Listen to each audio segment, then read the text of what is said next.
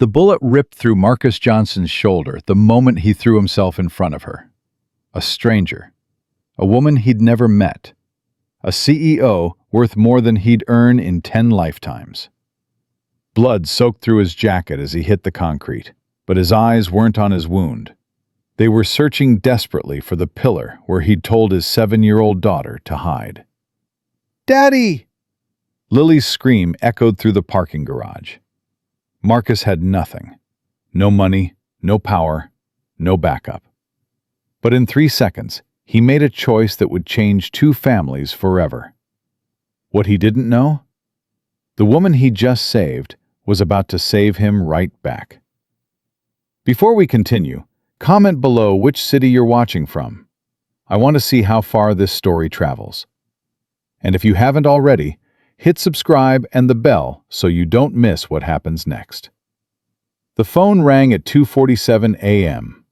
Marcus Johnson opened his eyes before the second ring. 20 years out of the Marines, and his body still responded to disruption like a soldier. He grabbed the phone from the nightstand, already sitting up. "Mr. Johnson, this is Memorial Hospital. Your mother—" "Is Lily okay?" "Your daughter is fine, sir. She's sleeping. But your mother had a fall. She's stable, but we need you to come in." Marcus was already pulling on his jeans. "I'll be there in 15 minutes.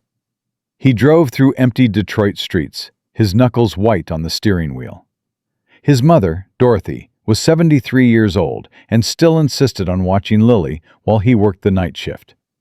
He'd told her 100 times to let him find another solution. She'd told him 100 times to mind his business. "Mama's got her grandbaby," she always said. "Ain't nothing in this world gonna stop me from taking care of that child." Now she was in a hospital bed with a fractured hip. Marcus found her in room 412, looking smaller than he'd ever seen her. Lily was curled up in a chair beside her, wrapped in a hospital blanket, still asleep. "Before you start," Dorothy said, lifting one hand weakly, "I already know what you're gonna say." "Mama, I slipped, that's all. Happens to everybody." "You broke your hip." "It's fractured. Different thing." Marcus sat on the edge of her bed and took her hand. It felt lighter than it should. Frailer. "What am I going to do?" he asked quietly. "I can't leave Lily alone at night. I can't afford daycare. I can't—" "You'll figure it out." Dorothy squeezed his hand. "You always do. That's what your daddy taught you, God rest his soul. Johnson men don't quit." Marcus looked at his daughter sleeping in the chair. 7 years old. Hair in the braids he'd learned to do himself after Denise passed. Wearing the same sneakers she'd had for 6 months because he couldn't afford new ones yet.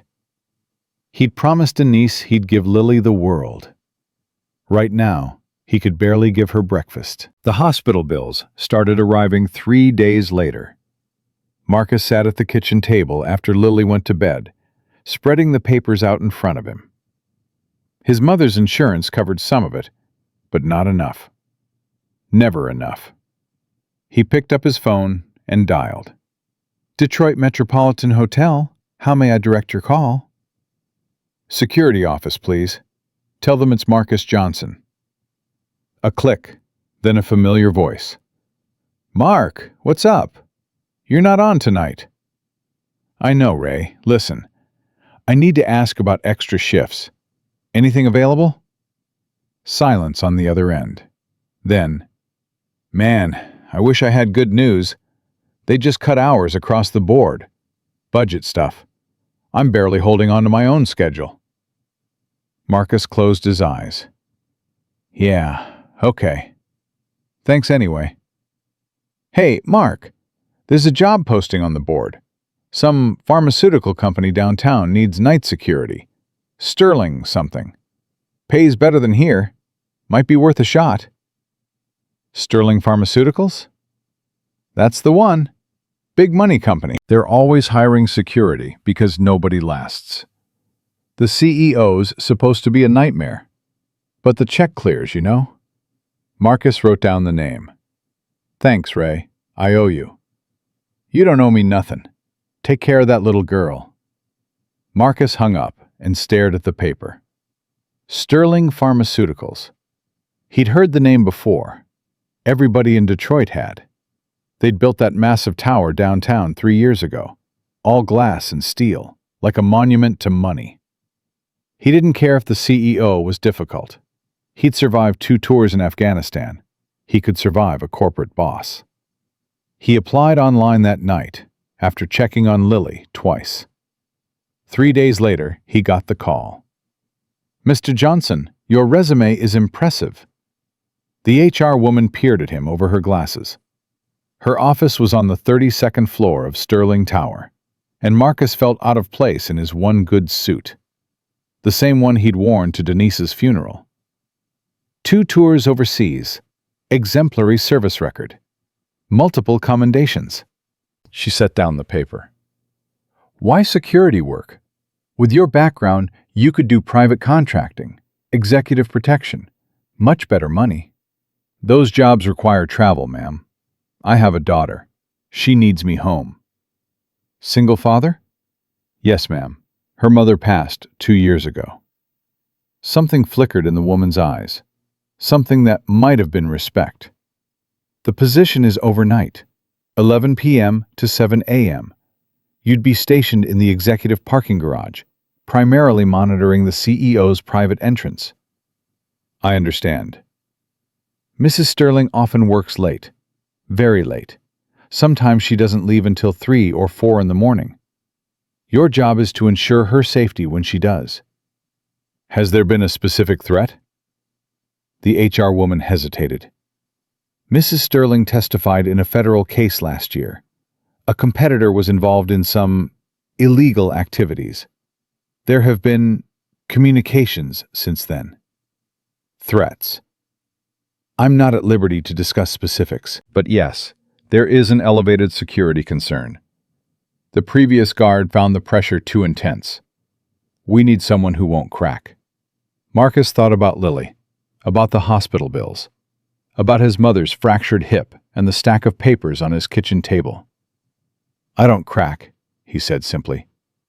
He started the following Monday. The first week was quiet. Marcus learned the layout of the parking garage, memorized the camera angles, identified the blind spots. He walked the perimeter every hour, checking doors, testing locks, watching shadows. He saw Adriana Sterling exactly twice. Both times, she walked past him like he was furniture. No eye contact, no acknowledgement. Just the click of expensive heels and the swish of a designer coat. He didn't take it personally. He'd seen officers like her in the military, so focused on the mission that they forgot the people around them were human. It wasn't cruelty exactly. It was tunnel vision. The other security staff warned him anyway. "Ice Queen," Rodriguez called her during shift change. "Been here 3 years. Never heard her say please or thank you. Just orders, demands, deadlines." "She's the boss," Marcus said. "Not my job to like her, just to keep her safe." Rodriguez shrugged. "Your funeral, man. Last guy took this post. He lasted 2 months. Said he couldn't take the way she looked through him, like he wasn't even there." Marcus had been looked through his whole life. By drill sergeants who thought a black kid from Detroit couldn't cut it. By officers who assumed he was trouble before he proved himself. By the world that saw his uniform but not his humanity. He could handle being invisible. What he couldn't handle was failing Lily. "Daddy, why do you sleep during the day now?" Lily asked the question on Saturday morning, 3 weeks into the new job. Marcus was making her pancakes, fighting to keep his eyes open after another overnight shift. "Because Daddy works at night now, baby girl. Remember? We talked about this." "But you're tired all the time." He flipped a pancake and slid it onto her plate. "I'm fine. See? Still making your favorite breakfast." "Grandma says you're working too hard." "Grandma worries." "She says Mama would be worried too." Marcus stopped, set down the spatula, turned to face his daughter, who was looking at him with Denise's eyes. Those deep brown eyes that saw everything. "Your mama," he said carefully, would want me to take care of you. That's what I'm doing."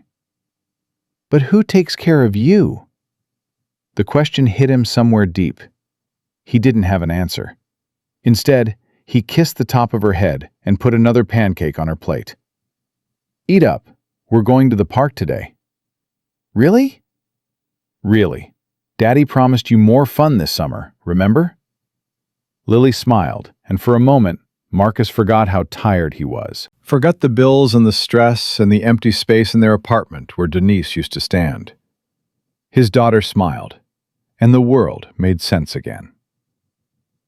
It was a Thursday night when everything changed. Marcus was doing his usual rounds. 2 a.m., garage level 3, the executive parking area. Quiet. Empty. Just the hum of fluorescent lights and the distant sound of city traffic.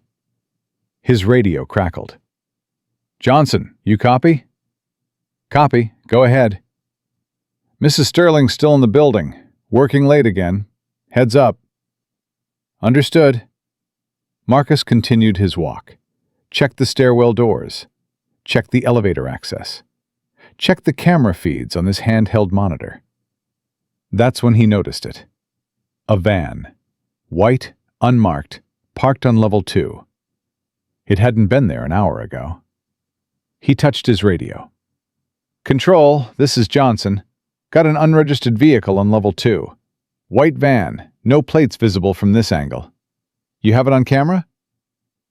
Static. Then, "Checking. Negative, Johnson. Camera 27 is showing a blind spot. Technical issue." Marcus felt the hair rise on the back of his neck. 20 years of training told him something was wrong. "I'm going to investigate. Keep the line open." "Copy that." He moved toward the van, hand resting on his flashlight, the only weapon he was authorized to carry. Sterling Pharmaceuticals had a strict no firearms policy for security staff. Something about liability. The van was empty. Marcus circled it twice, checked the doors, peered through the tinted windows. Nothing. But if the van was empty, where were the people who drove it? He turned toward the stairwell and heard footsteps above him. Multiple footsteps, moving fast. Marcus ran. He hit level 3 just as the stairwell door burst open. 3 men. Masks. Black clothing. And Adriana Sterling backed against the wall, her briefcase dropped, her face white with terror. "Don't scream," one of the men said. He had a gun. "You come with us quiet. Nobody gets hurt." "I'll pay you." Adriana's voice shook.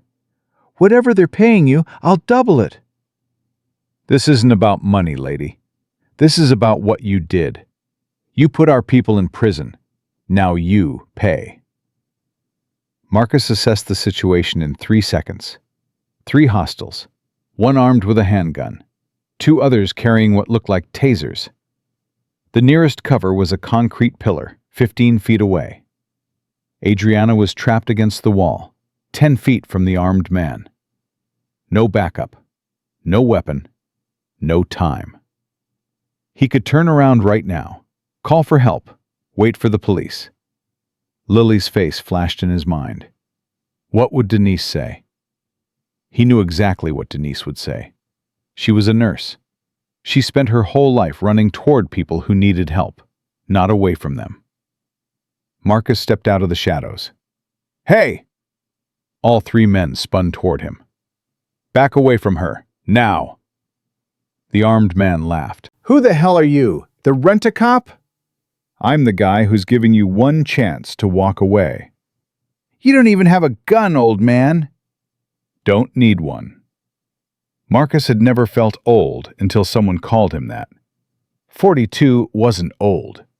But standing there, unarmed, against 3 younger men with weapons, he understood what they saw. They saw a middle-aged security guard in the uniform. A nobody. They didn't see the Marine who'd survived Fallujah. "Last chance," Marcus said steadily. "Walk away." The armed man raised his gun. "Take him out." The two with tasers rushed forward. Marcus moved. He ducked the first taser, grabbed the man's wrist, and used his momentum to throw him into the second attacker. They collided hard, crashing to the ground. But the third man, the one with the gun, was already aiming. Not at Marcus, at Adriana. "You think you can save her?" he snarled. "You think you're some kind of hero?" Marcus looked at the gun, looked at Adriana, frozen against the wall, looked at the 12 feet between them. No time to reach her, no time to disarm him. Only one option. Marcus ran. "Stay behind me!" He shouted the words as he threw himself between Adriana and the gun. The shot echoed through the parking garage like thunder. Marcus felt the impact before he felt the pain, a punch to his left shoulder that spun him halfway around. Then fire. White-hot, searing fire spreading through his chest. He hit the ground hard, the breath knocked out of him, blood already soaking through his uniform. The gunman stared. "What the?" Sirens. Distant, but growing louder. Someone must have heard the shot. Someone must have called the police. "We gotta go!" one of the others yelled. "Now!" The three men ran, disappearing into the stairwell, leaving Adriana pressed against the wall and Marcus bleeding on the cold concrete. For a moment, there was silence. Then Adriana moved. She dropped to her knees beside him, her expensive suit scraping against the floor, her hands pressing against his wound. "Don't move," she said. "Help is coming. Don't move." Marcus's vision was blurring. The pain was everywhere now, not just his shoulder. His whole body felt like it was on fire. But he couldn't rest yet. "The pillar," he gasped. "Level 2. Behind the pillar." "What? What are you talking about?" "My daughter. I told her to hide. She's..." He coughed, tasted blood. "She's waiting for me. Please, please, you have to find her." Adriana's face changed. Something cracked behind her eyes. "Your daughter is here?" "I couldn't afford a sitter tonight. I thought she'd be safe in the car. I told her to hide when I heard the footsteps. Please." "Daddy!" The scream came from across the garage. Small footsteps running. A tiny figure emerging from behind a concrete pillar. Lily. She must have followed him up. She must have seen everything. "Daddy, no!" She fell to her knees beside Marcus, tears streaming down her face, her small hands touching his bloody shoulder. "Baby," Marcus whispered. "Baby, don't cry. Daddy's okay." "You're bleeding. You're bleeding so much." "I know, sweetheart. I know. But I need you to be brave for me, okay? Can you do that?" Lily nodded, sobbing. "That's my girl." Marcus looked up at Adriana, who was still pressing against his wound, her hands red with his blood, her eyes wet with tears she probably didn't even realize she was crying. "Take care of her," he said quietly. "If I don't make it, please. Take care of my little girl." "Don't talk like that," Adriana said fiercely. "You're going to be fine. The ambulance is coming. You're going to be fine." "Promise me." I promise. Now shut up and stay still." Marcus smiled weakly, even bossy while trying to save his life. He could see why they called her the Ice Queen. But her hands were warm on his chest, and her eyes were anything but cold. The sirens grew louder. The world grew darker. The last thing Marcus saw before he passed out was his daughter's face, streaked with tears, and the stranger beside her, the woman he'd just traded his life for, holding them both together with nothing but willpower and bloody hands. The paramedics found them like that. A CEO kneeling in her own blood, a little girl clutching her father's hand, and a security guard who'd given everything to save a woman he'd never even spoken to. The EMT took one look at Marcus's wound and started working immediately, GSW to the left shoulder. Significant blood loss. We need to move him now. Is he going to be okay? Lily asked, her voice tiny. Is my daddy going to be okay? The paramedic looked at her, then at Adriana. Who's the guardian? I am, Adriana said without hesitation. She had no legal right to say that, no authority. But her voice left no room for argument. I'm responsible for both of them. We're taking him to Detroit General. You can follow in. I'm riding with him. Ma'am, there's no room. Make room. The EMT looked at her blood-soaked suit, her tear-streaked face, the little girl clinging to her hand. Fine, get in. They loaded Marcus into the ambulance. Lily climbed in beside him, refusing to let go of his hand. Adriana followed, her designer heels ruined, her hair wild, her carefully constructed armor completely shattered. She didn't even notice. All she could see was the man who'd thrown himself in front of a bullet for her. A man who had nothing. A man who gave everything. And the little girl who might lose her father because Adriana Sterling made enemies in the wrong places. The ambulance doors closed. The sirens wailed. And Adriana Sterling, for the first time in 20 years, prayed to a God she wasn't sure she believed in. Please, she whispered, so quiet no one could hear. Please don't let him die. Please don't take him from her. Please. Lily looked up at her, eyes full of fear. Is my daddy going to heaven? Like my mommy? Adriana's heart shattered. She pulled the little girl close and held her tight. No, sweetheart. Your daddy's going to stay right here, with you.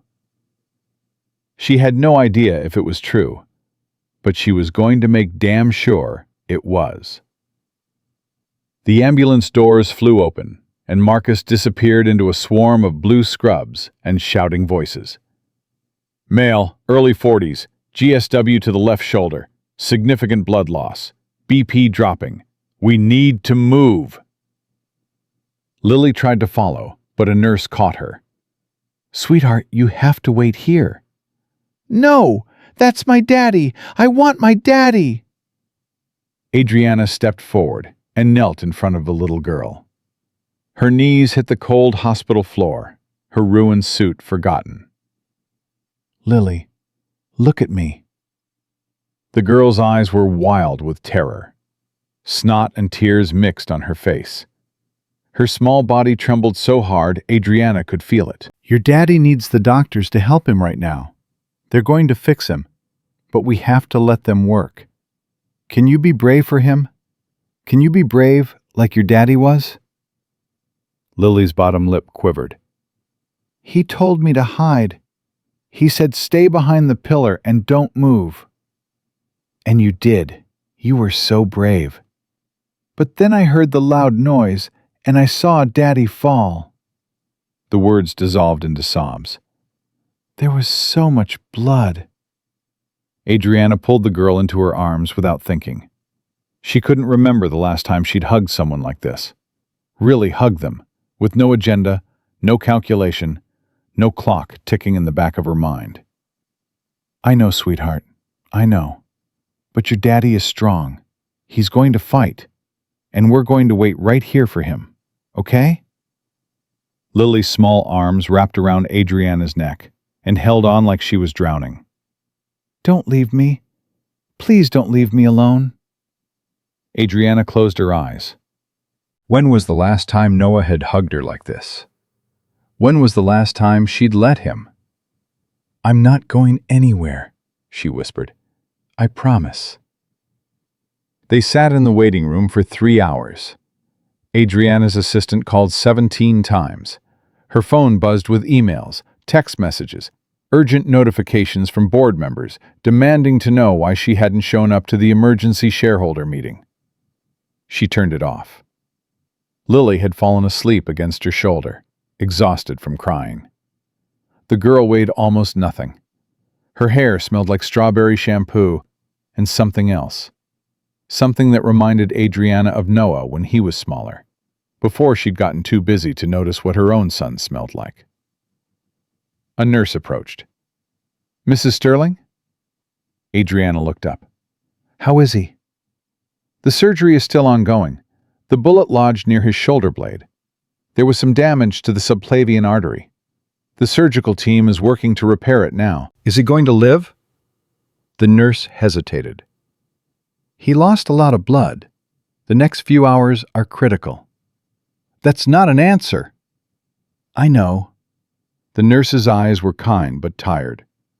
"We're doing everything we can." Adriana stared at her for a long moment. She was used to people giving her definitive answers. Yes or no. Success or failure. Profit or loss. This woman couldn't promise her anything. "Is there family we should contact?" the nurse asked. "A wife? Parents?" "His mother. She's a patient here, actually. Dorothy Johnson. Fractured hip. She was admitted 2 weeks ago." The nurse's eyebrows rose. "You know his family?" "No, I know nothing about him." Adriana's voice cracked. "I didn't even know his name until tonight." The nurse looked at the sleeping child in Adriana's arms, then back at her blood-stained designer suit. "You're covered in his blood," she said quietly. "I know. There's a shower in the staff locker room. I can watch the little girl if you want to clean up." Adriana shook her head. "I told her I wouldn't leave." The nurse studied her for a moment. Something shifted in her expression. "I'll bring you some scrubs. You can change here." "Thank you." The nurse left and returned 10 minutes later with clean clothes and a warm blanket for Lily. Adriana changed in the bathroom, scrubbing Marcus's blood from her hands until her skin was raw. She couldn't get it out from under her fingernails. She stared at herself in the mirror. Who was this woman? This disheveled, mascara-streaked stranger with haunted eyes. Adriana Sterling didn't sit in hospital waiting rooms. Adriana Sterling didn't comfort crying children. Adriana Sterling didn't pray. But tonight, Adriana Sterling had watched a man step in front of a bullet for her. A man who had nothing but a daughter and a security guard's salary. A man who didn't hesitate. She returned to the waiting room and sat back down beside Lily, pulling the girl close. The child stirred, but didn't wake. "Ma'am?" Adriana looked up. An elderly woman in a wheelchair was being pushed toward her by an orderly. The woman's face was gray with worry. "Are you the one who came in with my son? With Marcus?" Adriana stood carefully, shifting Lily to the chair. "Mrs. Johnson?" "Dorothy. Call me Dorothy." The old woman's eyes went straight to Lily. "Is my grandbaby okay?" "She's not hurt, just scared. She's been sleeping." Dorothy's eyes filled with tears. "That boy, that foolish, brave boy. They told me what happened, said he jumped in front of a bullet." She looked at Adriana. "For you." Adriana didn't know what to say. What could she say? "I'm sorry. I'm so sorry. If I hadn't been in that garage—" "Don't you dare!" Dorothy's voice was sharp despite her tears.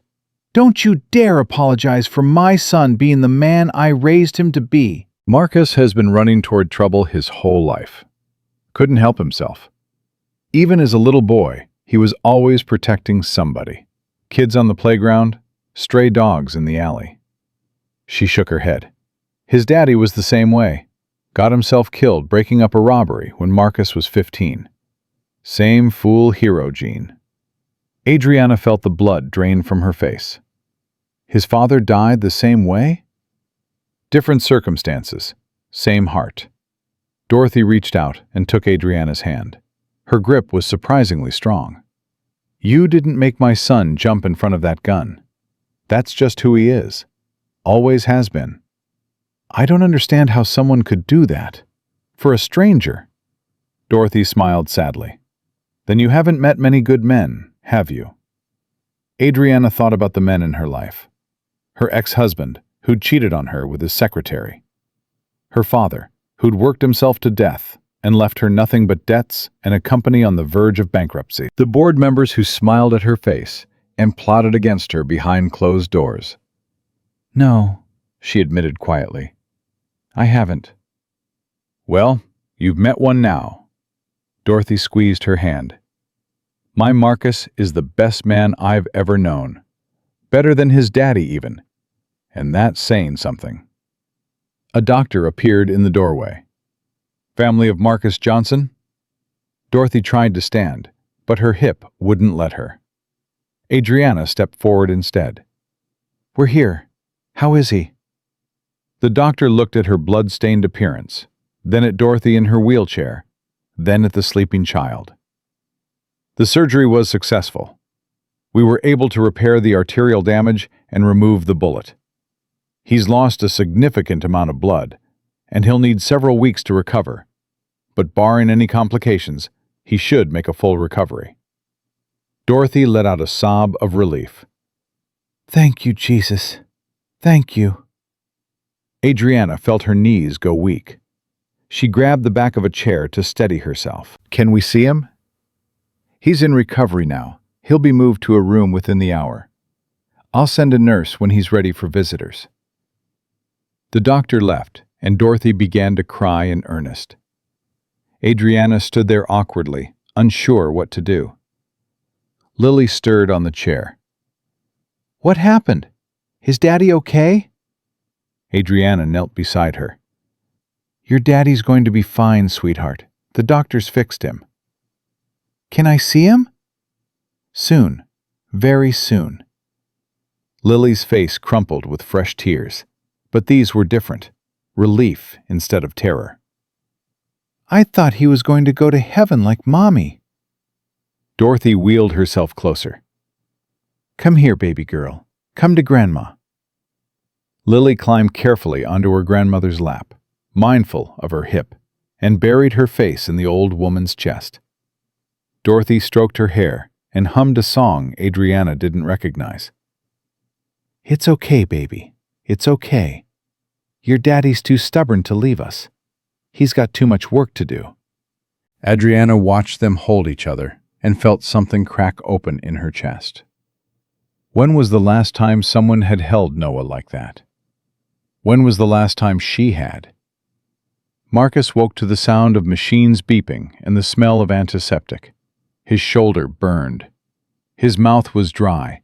His head felt stuffed with cotton. But he was alive. "Dad?" He turned his head. Lily was sitting in a chair beside his bed, her small hand wrapped around his fingers. Her eyes were red and swollen, but she was smiling. "Hey, baby girl." "You're awake! Grandma, he's awake!" Dorothy's voice came from somewhere to his left. "I can see that, child. I'm old, not blind." Marcus tried to smile, but it came out as a grimace. "Mama, what are you doing out of your room?" "My son gets shot and you expect me to stay in bed? Boy, please." "Your hip is fine. Stop worrying about me. You're the one full of holes." Marcus closed his eyes for a moment, trying to piece together what had happened. The parking garage. The men with masks. The woman against the wall. "The CEO," he said suddenly. "Mrs. Sterling. Is she okay?" "She's fine, thanks to you." A new voice. Marcus opened his eyes. Adriana Sterling stood in the doorway. She looked different than he remembered. Smaller, somehow. Dressed in hospital scrubs instead of a designer suit. Her hair was pulled back in a messy ponytail. She had dark circles under her eyes. She looked human. "Mr. Johnson, I don't know how to—" "Marcus. Call me Marcus." She took a tentative step into the room. "Marcus, I don't know how to thank you for what you did." "You don't have to thank me." "You jumped in front of a bullet for me. I think that deserves some acknowledgement." "I was doing my job." "Your job is to patrol a parking garage, not to take gunshots for strangers." Marcus shrugged with his good shoulder. Seemed like the thing to do at the time. Adriana stared at him. You almost died. I've almost died before. Hazard of being a Marine. This is different. You have a daughter. You have family. Why would you risk? Because you have a son. Adriana stopped. What? I've seen you on the news. Seen pictures of you with your boy at company events. He's what, 5, 6? Marcus's voice was steady, despite the pain. I couldn't let him grow up without his mother. Not if I could do something about it. Adriana's face went pale, then red, then something in between. You didn't even know me. Didn't have to. I know what it's like to lose someone. My daughter knows what it's like. No child should go through that if there's any way to stop it. Lily climbed onto the edge of the bed, careful not to jostle his wounded shoulder. Daddy says heroes help people, even when it's scary. Adriana looked at the little girl, then back at Marcus. Your daughter was in the garage. She could have been hurt. Guilt flashed across Marcus's face. I couldn't afford a sitter. My mother's been in the hospital. I thought she'd be safe in the car. I told her to hide if anything happened. He paused. I never should have brought her. But you did, because you had no other choice. There's always a choice. I made the wrong one.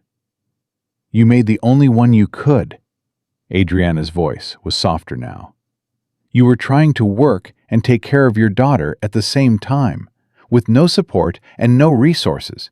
That's not a failure. That's an impossible situation. Marcus didn't respond. He just held Lily's hand tighter. Dorothy cleared her throat. Mrs. Sterling, could you give me and my grandbaby a minute alone with Marcus? We have some family things to discuss. Adriana nodded. Of course. I'll be in the hallway if you need anything. She left, and Dorothy wheeled herself closer to the bed.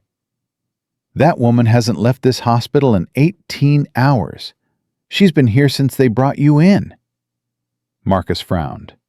She should go home. She's probably got meetings or whatever rich people have. I heard her on the phone earlier. Canceled everything.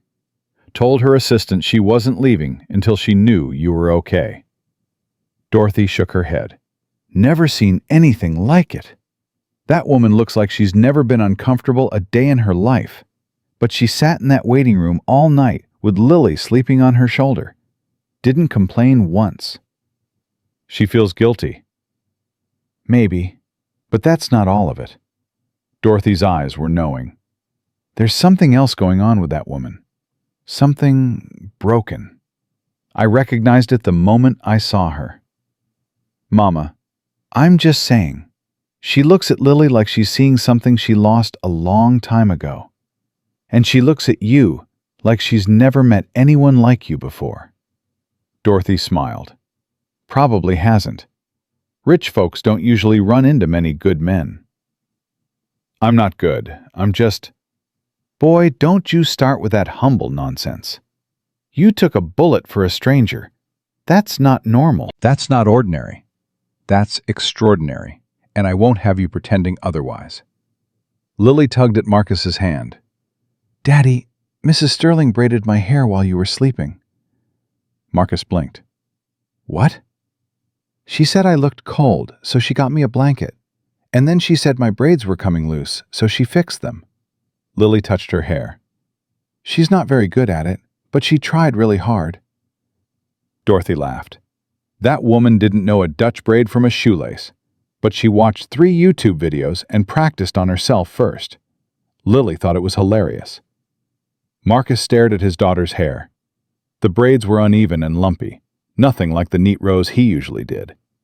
But they were done with care, with effort, with love. Why would she do that? Dorothy reached over and patted his hand.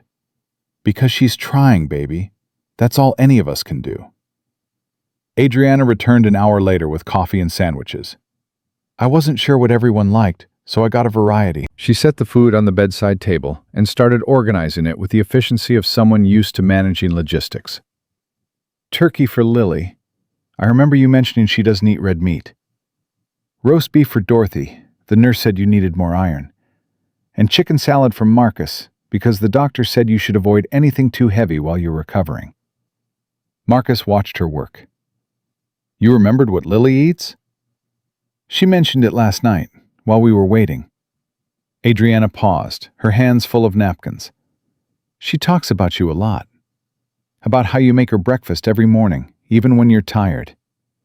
About how you do her hair yourself because her mother used to do it. About how you read to her every night, even if you get home late. Marcus felt his face warm. She shouldn't have bothered you with all that. She didn't bother me. Adriana stopped, set down the napkins. She made me realize something. What's that? That I don't know anything about my own son. Adriana's voice was barely a whisper. I don't know what he eats for breakfast. I don't know what books he likes. I don't even know who picks him up from school most days, because it's never me. The room went quiet. Dorothy cleared her throat. Maybe you should go home, Mrs. Sterling. See your boy. I can't. Not yet. I need to... Adriana stopped herself. I need to make sure Marcus is okay first. I owe him that much. You don't owe me anything, Marcus said. Yes, I do. You saved my life. You almost died. And meanwhile, I didn't even know your name. Adriana's eyes were wet. I walked past you every night for 3 weeks. I never once said hello. Never once asked how you were. You were just another security guard. Another invisible person who existed to serve my needs. That's what the job is. That's not the point, Adriana's voice cracked. The point is that you saw me as a human being worth saving, and I never saw you as anything at all. Marcus didn't know what to say. Lily, apparently, did. It's okay, Mrs. Sterling. Daddy says sometimes people forget to see each other because they're too busy being scared. Adriana looked at the little girl. Scared of what? I don't know. Just scared. Lily shrugged. Daddy says fear makes people blind, but brave makes people see. Adriana laughed, a real laugh, surprised out of her. Your daughter is very wise. She gets it from her mother, Marcus smiled. Denise always knew how to say the right thing. Denise, that was your wife? Yeah, she passed 2 years ago. Cancer. I'm sorry. Me too. Marcus looked at Lily, who had started working on her turkey sandwich. But she left me the best part of herself. Adriana watched father and daughter together. The easy love between them, the comfortable silence, the way they seemed to orbit each other like planets around a sun. She thought about Noah, about the nanny who put him to bed, about the assistant who remembered his school events, about all the spaces in his life where she should have been, but wasn't. I should go, she said abruptly. I need to see your son, Dorothy finished. Go on, honey. We'll be fine here. Adriana nodded. She gathered her things quickly, like she was afraid she might change her mind. At the door, she stopped. Marcus? Yeah? When you're better, she hesitated. I'd like to do something for you. For your family, to thank you properly. You don't have to. I know I don't have to. I want to. Adriana's jaw was set with determination. You gave me my life back. The least I can do is try to make yours a little easier. She left before Marcus could argue. Dorothy watched her go with knowing eyes. That woman's going to turn your life upside down, Marcus Johnson. Marcus closed his eyes. His shoulder ached. His head pounded. His heart felt strange, heavy and light at the same time. I know, Mama, I know. Adriana pulled into the driveway of her estate at nearly midnight. The house was dark, except for a single light in the upstairs window. Noah's room. She sat in the car for a long moment, staring at that light. When was the last time she'd been home before Noah went to sleep? When was the last time she'd tucked him in, read him a story, kissed his forehead good night? She couldn't remember. The front door was unlocked. Maria, the housekeeper, had left a note on the kitchen counter. Noah wouldn't sleep. Said he wanted to wait for you. I gave him warm milk at 9. He's been in his room since. Adriana climbed the stairs slowly. Her legs felt heavy. Her whole body felt heavy. She pushed open Noah's door. He was sitting up in bed, a book open on his lap, fighting to keep his eyes open. When he saw her, his face lit up. "Mommy, you came home!" The joy in his voice broke something inside her. "Of course I came home, sweetheart. But you always come home when I'm sleeping. Maria said you had important work." Adriana crossed the room and sat on the edge of his bed. She reached out and touched his face, really looked at him for what felt like the first time in months. When had he gotten so big?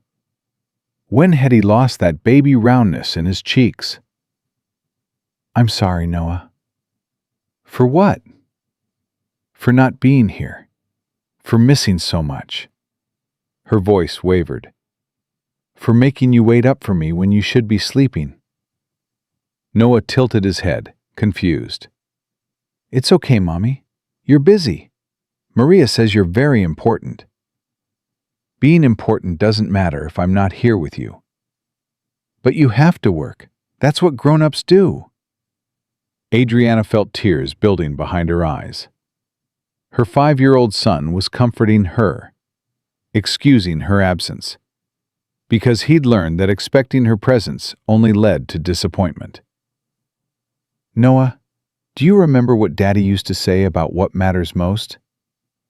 Noah's face scrunched up in thought. He said, "Money can't buy the important stuff?"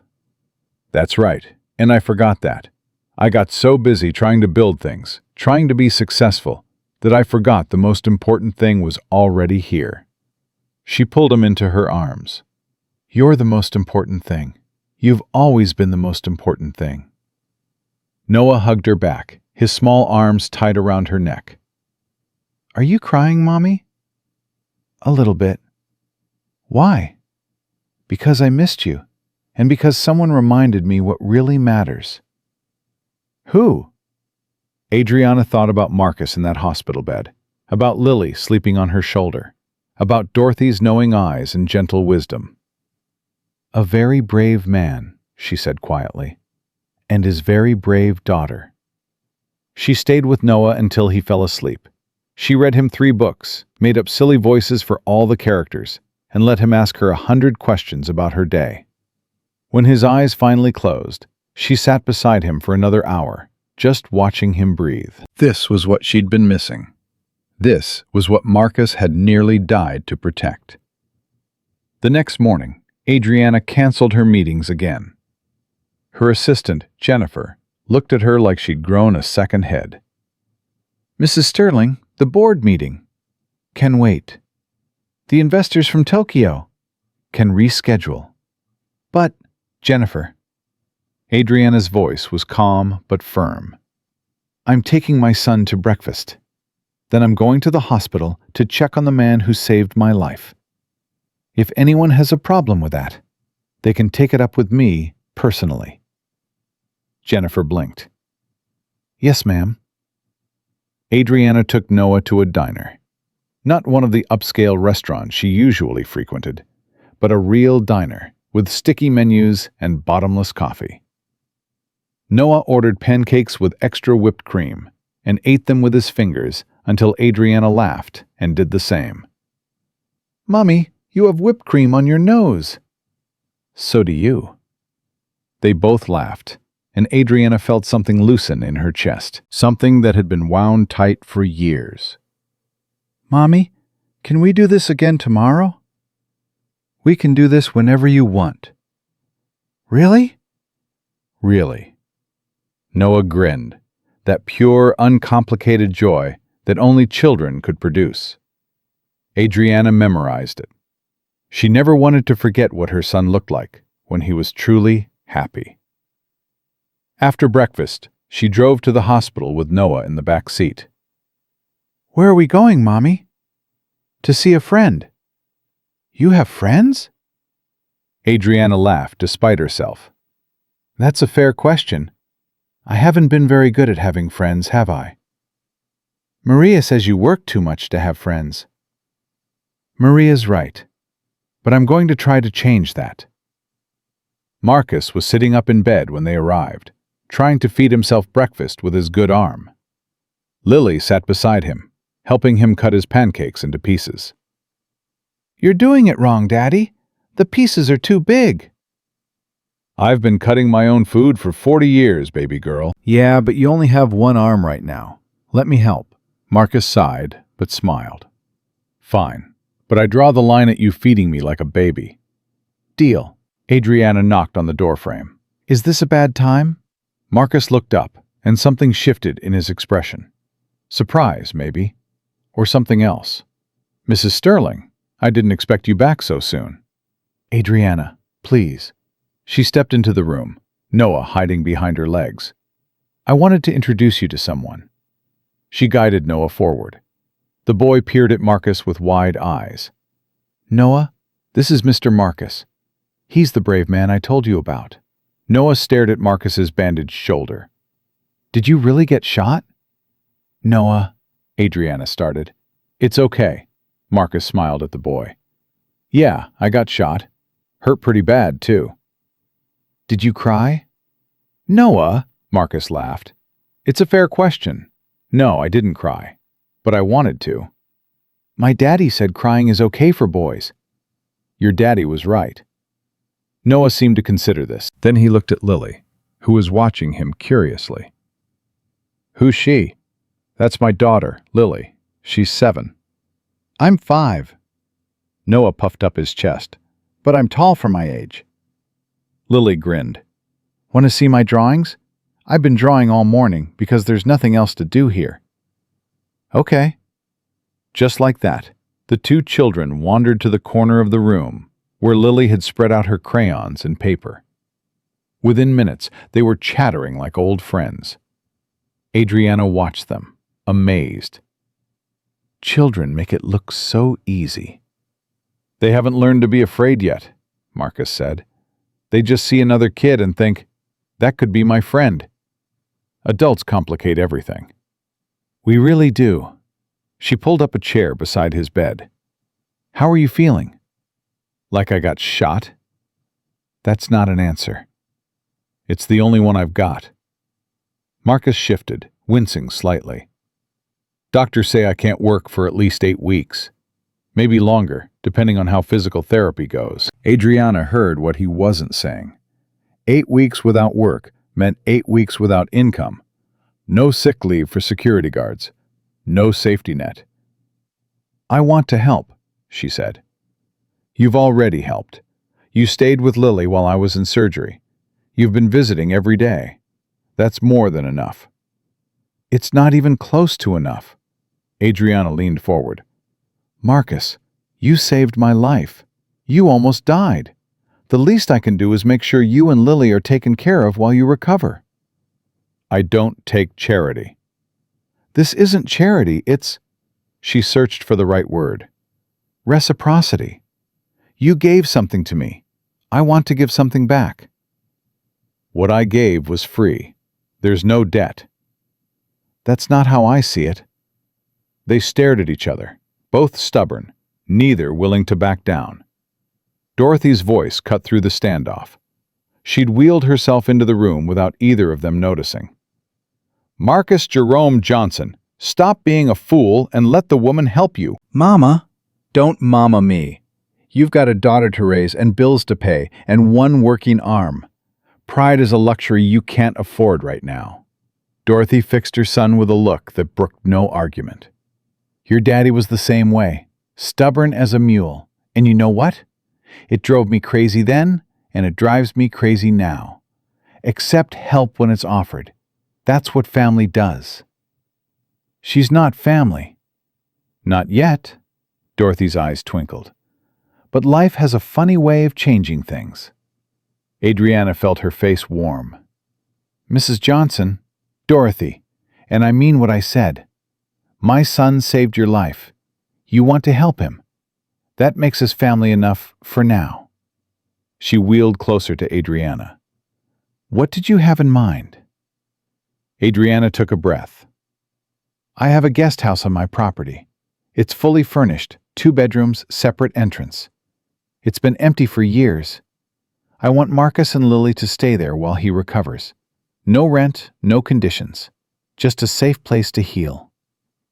Marcus shook his head. That's too much. I can't. You can. Adriana's voice was firm. You can and you will. Because I'm not asking, Marcus. I'm telling. You saved my life. You're going to let me do something in return, even if I have to drag you there myself. Dorothy burst out laughing. I like this one, Marcus. She's got spine. Mama, this isn't funny. Oh, it's hilarious. A billionaire CEO offering you a free house, and you're sitting there arguing about it. Your daddy would smack you upside the head if he could see you now. Marcus looked at his mother, then at Adriana, then at Lily and Noah playing happily in the corner. Lily would have her own room? He asked finally. Yes, and there's a backyard, a real one, with grass and trees and a swing set. A swing set? Noah barely uses it anymore. It would be nice to have someone enjoy it. Marcus was quiet for a long moment. Adriana could see the war playing out behind his eyes. Pride versus practicality. Independence versus necessity. Finally, he sighed. 8 weeks. That's it. Then I'm back to work and we're out. Adriana smiled. Deal. And I'm paying rent, whatever I can afford. We can discuss that later. Adriana. Fine, you can pay rent. $1 a month. That's insulting. Then make it $5. I don't care. She stood up, suddenly lighter than she'd felt in years. The important thing is that you and Lily have somewhere safe to stay. Everything else is just details. Marcus stared at her for a long moment. Then, slowly, he smiled. You're used to getting your way, aren't you? Always. It's one of my many charming qualities. Dorothy laughed again. Oh yes, I definitely like this one. They moved into the guest house 3 days later. Marcus had never seen anything like it. The guest house was bigger than any apartment he'd ever lived in, with hardwood floors and granite countertops, and windows that actually opened without sticking. Lily ran from room to room, discovering new wonders every few seconds. Daddy, there's a bathtub you can swim in. That's called a garden tub, baby girl. And there's a TV in my bedroom. Don't get too used to it. And there's a backyard with grass. That one hit Marcus harder than he expected. Lily had grown up in apartments with concrete playgrounds and parking lot views. The idea of grass, real grass that she could roll around in, made her act like she'd discovered buried treasure. Can I go outside? Please, Daddy, please. Let me check with... Go ahead. Adriana appeared in the doorway, Noah at her side. The whole yard is fenced. She'll be safe. Lily was gone before Marcus could respond, Noah chasing after her. Be careful with your shoulder, Marcus called after them, then realized the futility. Kids didn't do careful. Adriana walked into the living room and looked around. Do you have everything you need? More than everything. This place is incredible. It's just been sitting empty. I'm glad someone's using it. She paused. I should warn you. Noah's been asking if Lily can come to dinner every night. He doesn't have many friends. The kids at his school are, well, they're the children of executives and politicians. They've learned to be competitive instead of kind. Lily would love that. She's been lonely since... Marcus trailed off. Since her mother passed? Yeah, she used to have a whole group of friends in our old neighborhood, But after Denise died, I had to move us closer to my mother. New school, new everything. She's been struggling to fit in. Adriana sat down on the couch across from him. She seems like a wonderful kid. She's the best thing I ever did. Only good thing, maybe. I doubt that. You don't know me very well. I'm starting to. Adriana met his eyes. I know you worked 2 jobs to support your family. I know you took care of your wife through her illness and your daughter through her grief. I know you jumped in front of a bullet without hesitating. She paused. That tells me more about who you are than any resume ever could. Marcus looked away, uncomfortable with the praise. I just did what anyone would do. No, you did what very few people would do. That's the point. Adriana stood up. I'll let you get settled. Maria made dinner. It's in the fridge. Just heat it up. And tomorrow, if you're feeling up to it, I thought maybe you and Lily could join Noah and me for breakfast. You don't have to keep feeding us. I know I don't have to. I want to, she smiled. That's the difference between obligation and friendship. She left before Marcus could argue. He sat alone in the beautiful living room, listening to his daughter's laughter floating in through the open windows, and wondered how his life had changed so completely in the span of a week. The days fell into a rhythm. Mornings, Adriana would come to the guest house with Noah, and they'd all have breakfast together. Marcus learned to cook one-handed, while Adriana learned to cook at all. She'd never made her own meals before, and watching her try to flip a pancake was the closest thing to comedy Marcus had experienced in years. It's supposed to land in the pan. I know that. Then why is it on the ceiling? It's not on the... Oh no. Lily and Noah thought this was the funniest thing they'd ever seen. They laughed until they cried, and Adriana laughed with them, flour in her hair and egg on her designer blouse. Marcus watched her transform. The cold, untouchable CEO he'd seen striding through parking garages was disappearing, replaced by a woman who got on her knees to play with children and stayed up late helping Lily with her reading. She struggles with the longer words, Marcus explained one evening. Denise used to practice with her every night, but since she's been gone, you've been doing it all yourself. I try, but I'm not as patient as Denise was. You're patient enough. Adriana looked at him over the book they'd been reading with Lily. You're a good father, Marcus. Better than most. I don't know about that. I do. Her voice was certain. I've spent my whole life around powerful men who thought success meant money and status. You're the first one I've met who understands that success means showing up. Every day, even when it's hard. Marcus didn't know what to say to that, so he said nothing.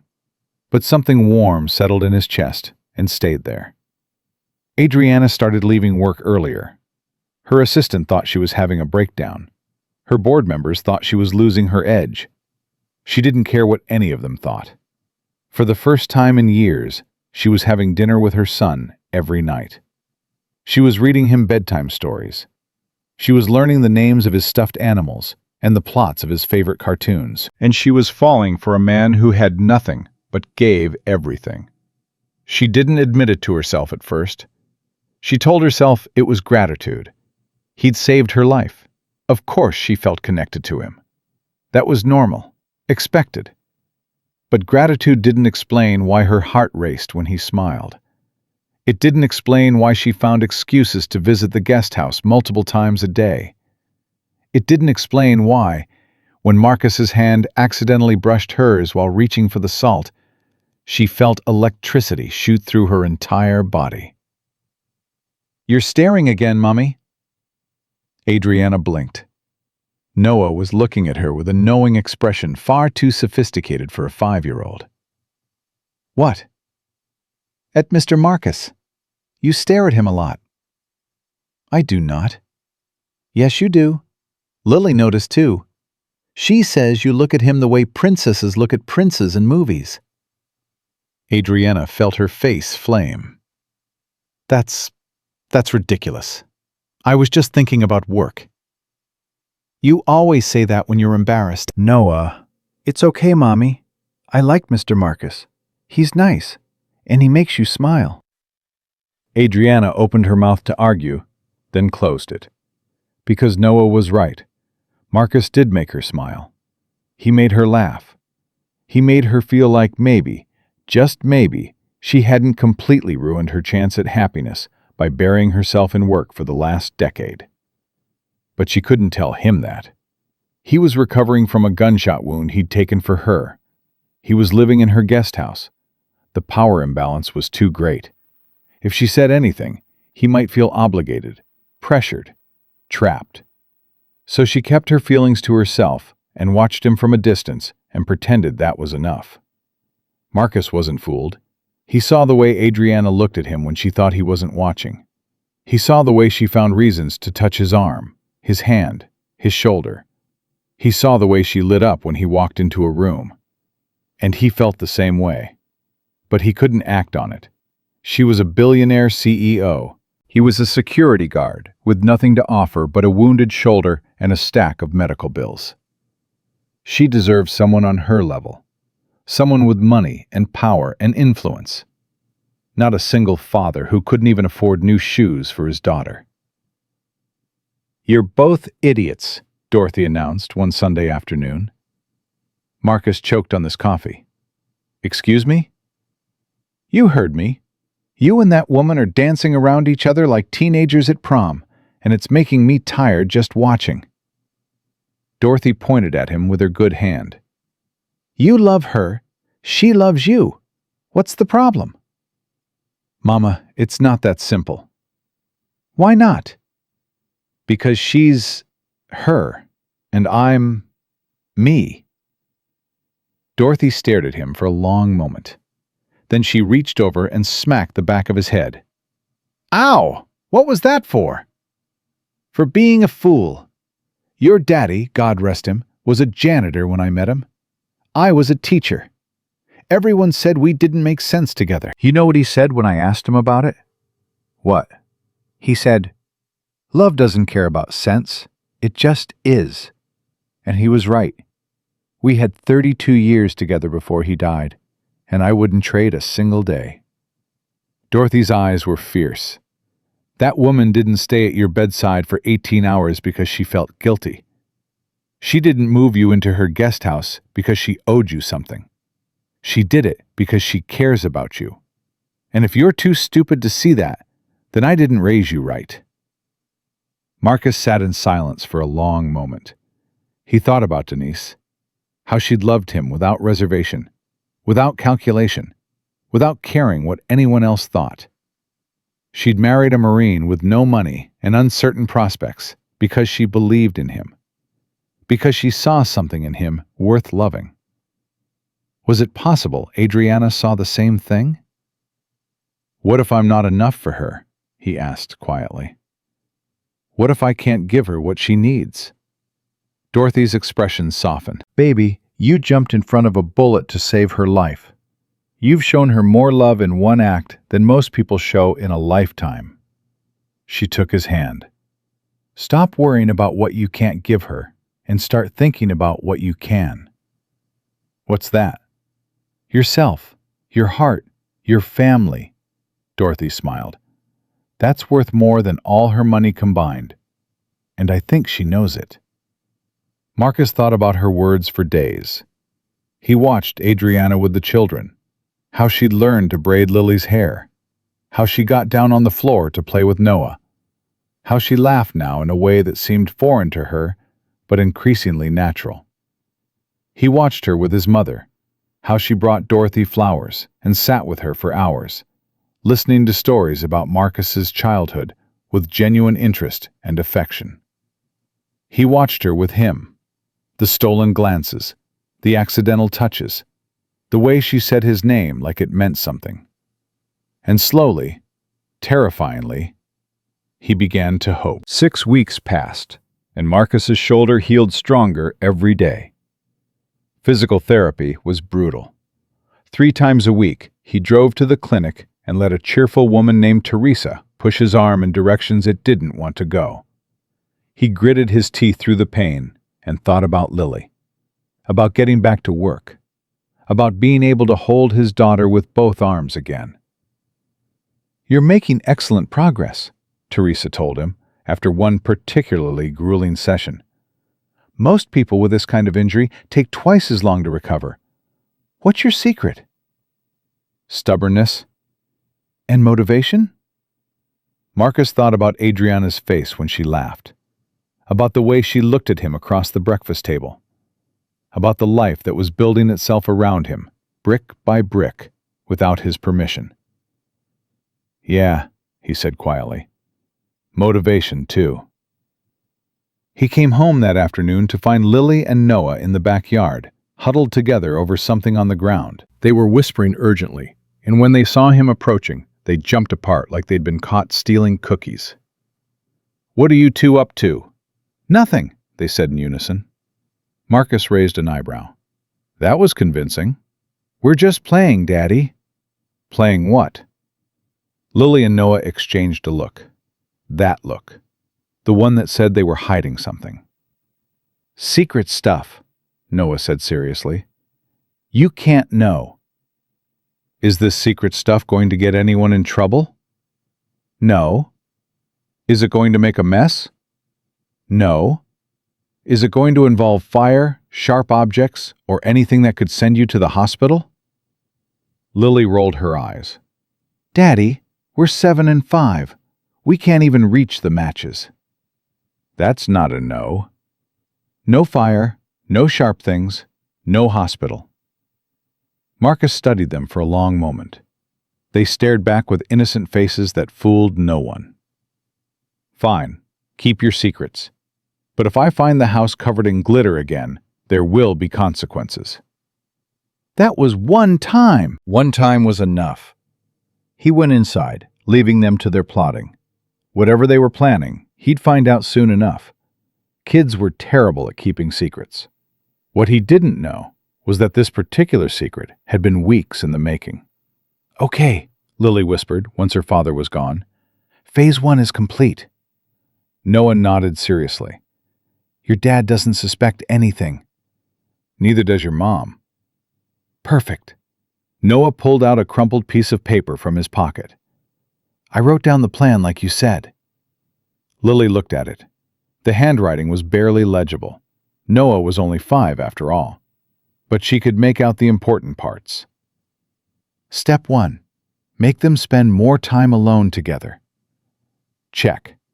"My mom's been eating dinner at your house every night." Step 2. Make them realize they like each other. That's the hard part. Grown-ups are really dumb about this stuff. Lily sighed. "I know. My dad looks at your mom like she's the prettiest lady in the world, but he won't say anything. My mom gets all weird and smiley when your dad's around. She never used to smile before." "So they both like each other, but they're both too scared to say it?" "I think so." "That's so stupid." "Adults are stupid." Lily couldn't argue with that. "Okay, so what's step 3? Noah grinned.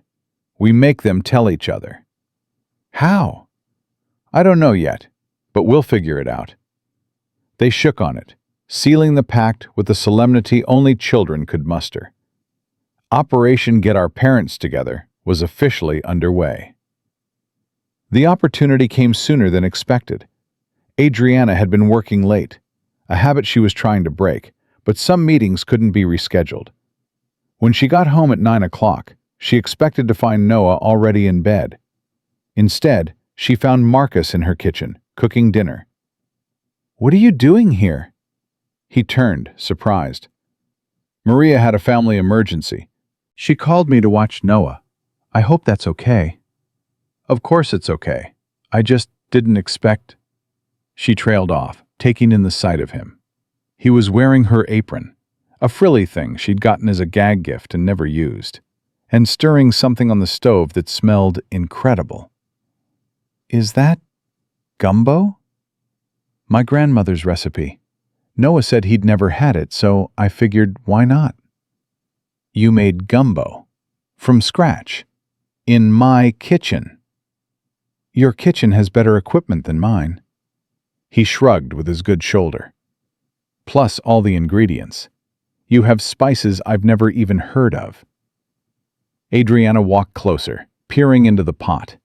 The smell was rich and complex, nothing like the bland takeout she usually ordered. I didn't know you could cook like this. There's a lot you don't know about me. He met her eyes, and something electric passed between them. But we're working on that. Noah appeared in the doorway, Lily behind him. Both children had suspicious expressions that their parents were too distracted to notice. Is dinner ready yet? Noah asked. We're starving. Almost. Go wash your hands. The kids disappeared, and Adriana found herself alone with Marcus again. The kitchen suddenly felt very small. Thank you, she said quietly, for watching him, for all of this. You don't have to keep thanking me. I keep doing things I need to be thankful for. Marcus set down the spoon and turned to face her fully. Adriana, can I ask you something? Anything. Why did you really move us into your guest house? And don't say it's because I saved your life. There's more to it than that. Adriana's heart started pounding. What do you mean? I mean you've changed since we met. You're different with Noah, different with me, different with yourself. He took a step closer. Something happened to you that night. Something beyond just being scared. She looked away. You saw me at my worst. Helpless, terrified. Everything I've spent my whole life trying not to be. That's not your worst.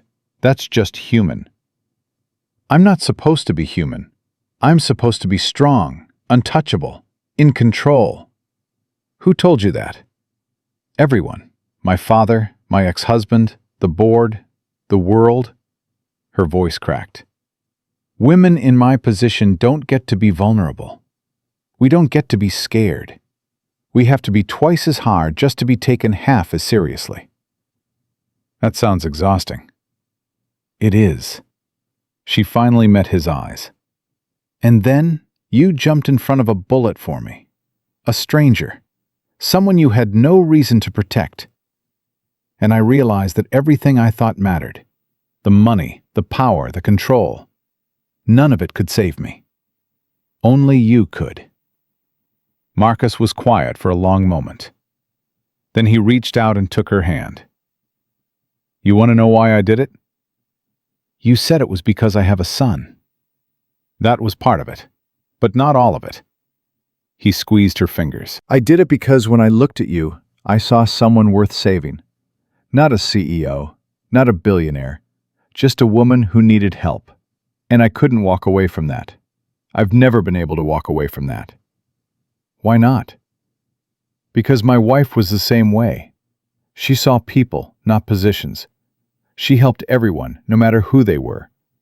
She taught me that every person has value, regardless of what they own or what they've achieved. He paused. I think she would have liked you. Adriana felt tears building. I wish I could have met her.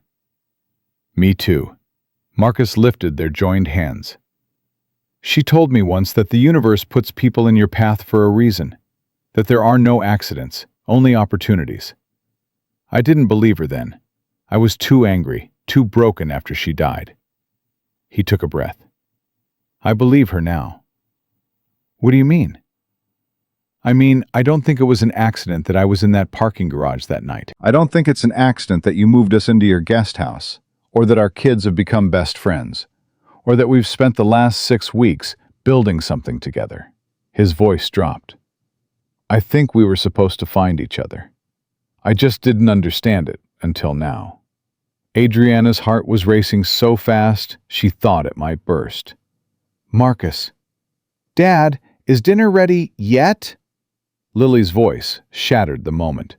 Marcus dropped Adriana's hand and stepped back, turning toward the stove. Almost. 2 more minutes. Adriana stood frozen, trying to process what had just happened. What had almost happened.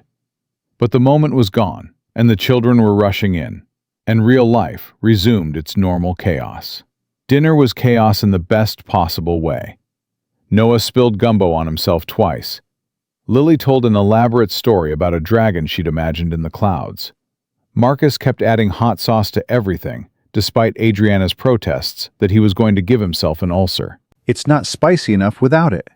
Your face is literally sweating. That's how you know it's working. That's how you know you're destroying your stomach lining.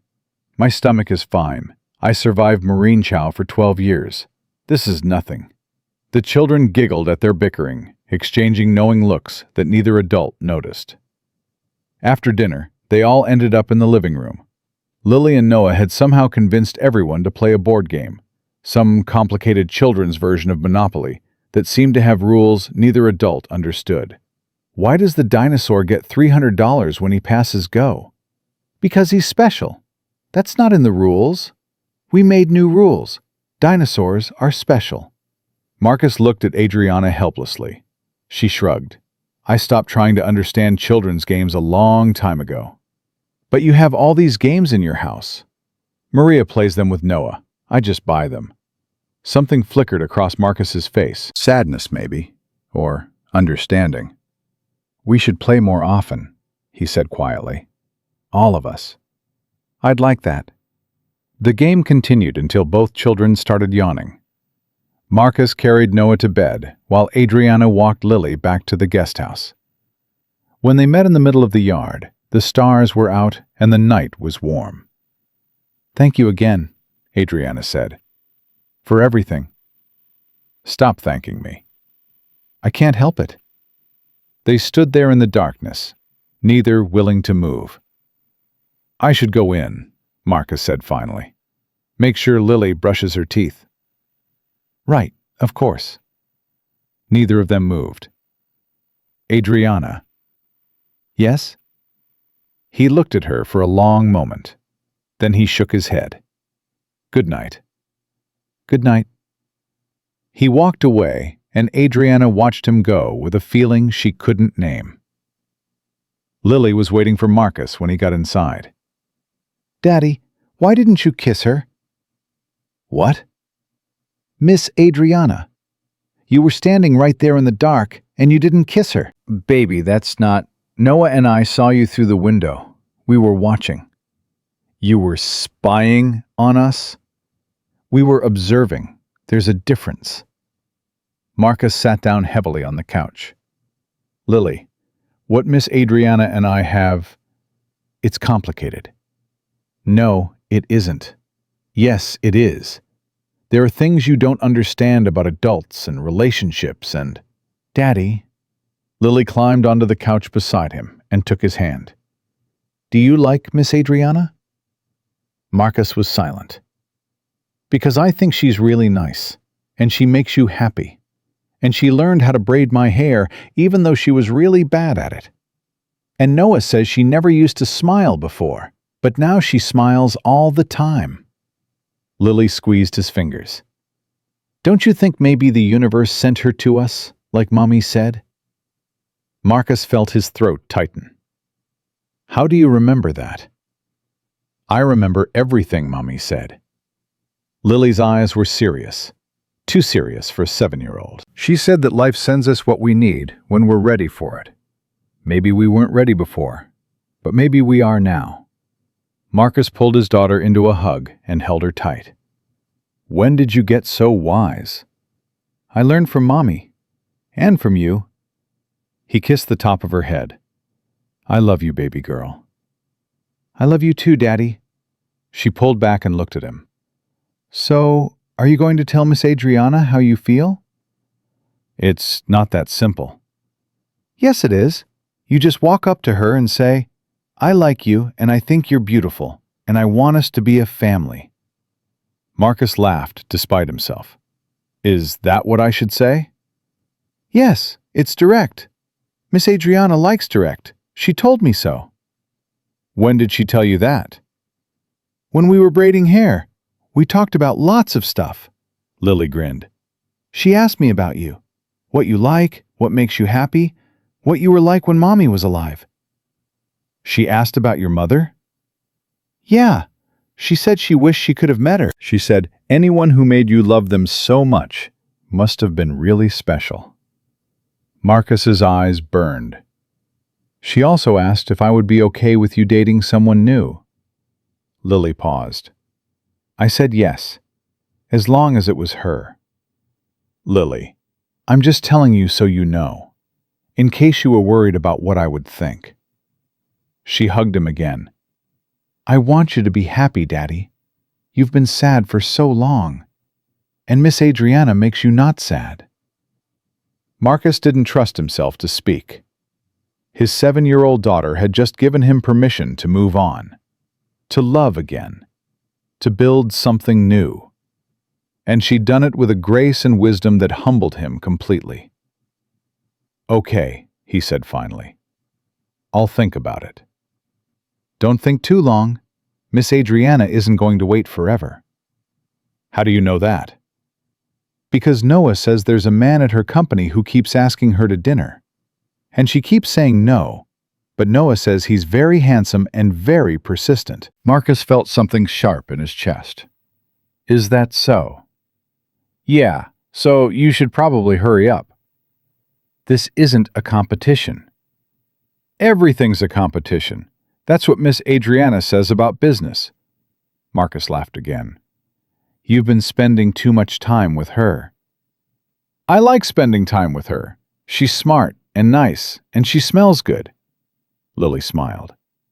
And she looks at you like you're the only person in the whole world. She does? You're too busy looking at her to notice. But I see it. Noah sees it too. Marcus sat back, overwhelmed. His daughter and a 5-year-old had apparently been conducting surveillance on his love life, and they'd concluded that he was an idiot. They weren't wrong. The next morning, Marcus made a decision. He walked to the main house before breakfast, his heart pounding harder than it had when he'd faced down armed robbers. Adriana was in the kitchen, attempting to make coffee and failing spectacularly. The machine hates me. You have to add water first. I did add water. No, you added it to the wrong reservoir. Here. He reached around her to adjust the machine, and suddenly they were very close. Close enough that he could smell her perfume.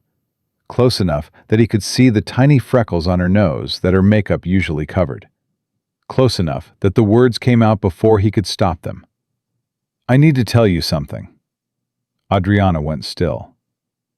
Okay. I've been trying to figure out how to say this for weeks. I wrote speeches in my head.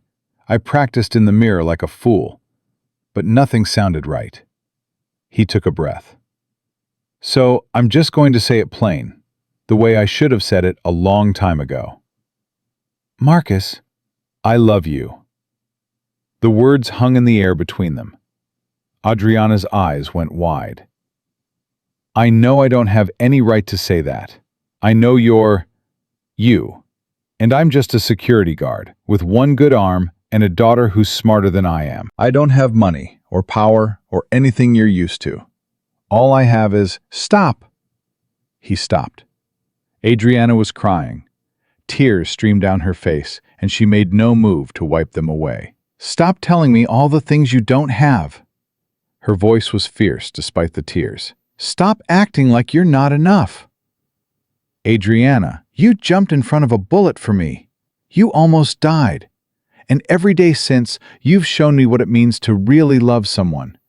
Not with money, not with power, with presence, with attention, with care. She stepped closer, closing the distance between them. Do you know what Noah said to me last night? He said he wants you to be his dad.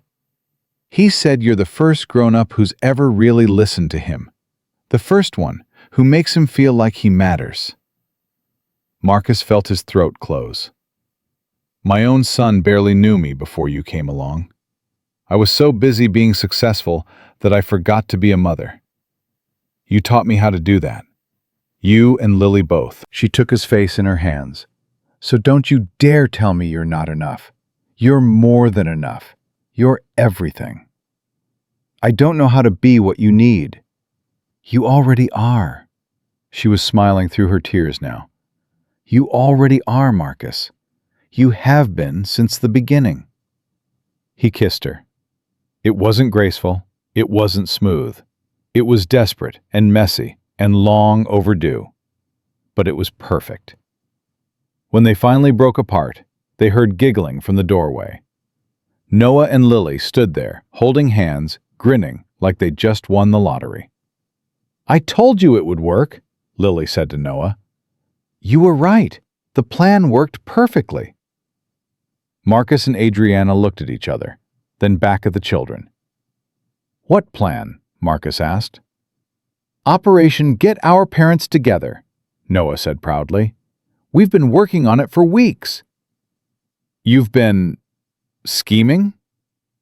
We prefer strategic planning. Miss Adriana taught us that term. Adriana burst out laughing. I'm going to regret teaching you business vocabulary, aren't I? Probably, Lily said. But that's okay. We used it for a good cause.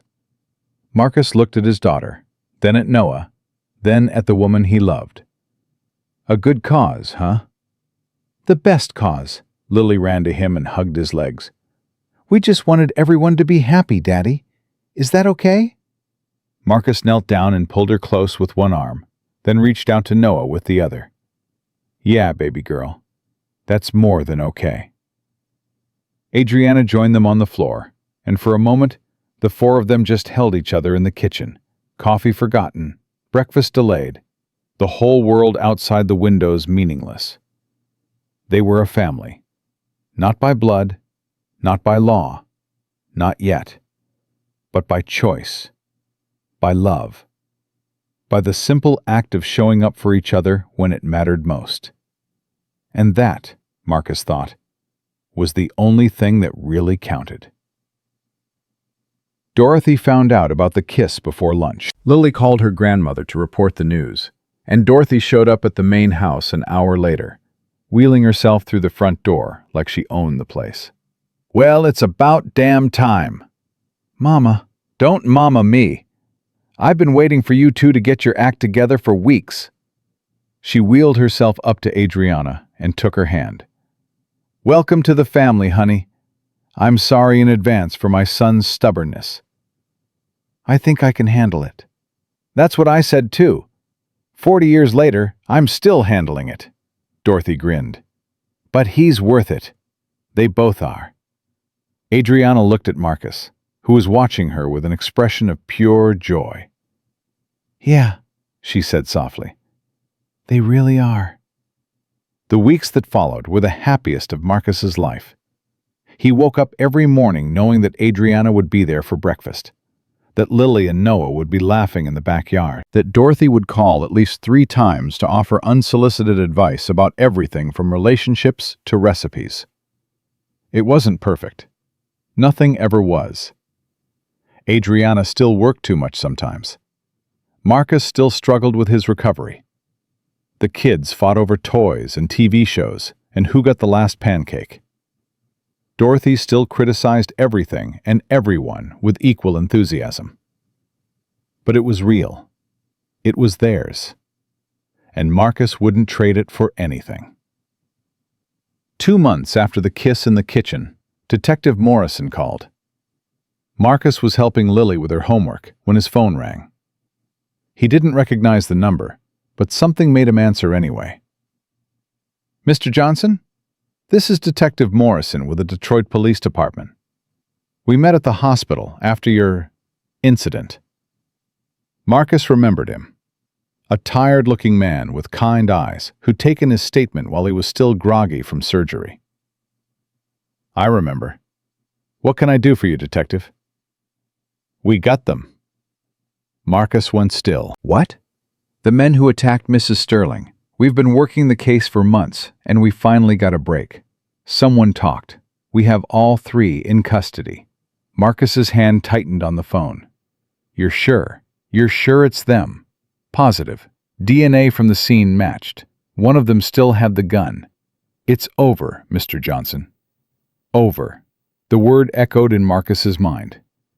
There's going to be a trial, Detective Morrison continued. Both you and Mrs. Sterling will need to testify. But the DA is confident we have enough evidence for a conviction. These men aren't getting out for a very long time. What about whoever hired them? The people Mrs. Sterling testified against in the first place. That's where it gets interesting. One of the attackers made a deal. He's giving us everything in exchange for a reduced sentence. Names, dates, communications. We're looking at a major conspiracy case that could bring down several high-level executives. The detective paused. Mrs. Sterling's original testimony apparently scared some very powerful people. They tried to silence her. They failed. Marcus thought about Adriana, about the weight she'd been carrying since that night, the security she'd hired, the fear she tried to hide, the nightmares she didn't think he knew about. Thank you, Detective, for everything. Thank you, Mr. Johnson. What you did that night was incredibly brave. Most people would have run. Most people don't have daughters to set an example for.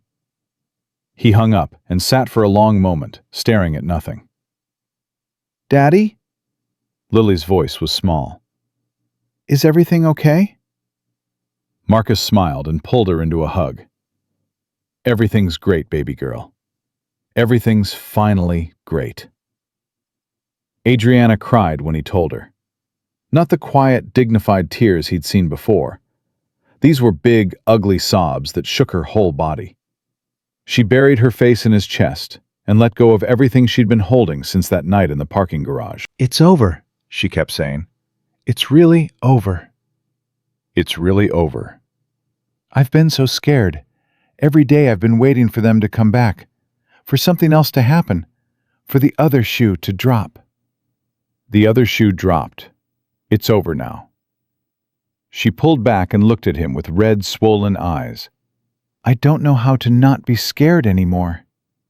You learn, day by day, and when you can't figure it out, I'll be there to remind you.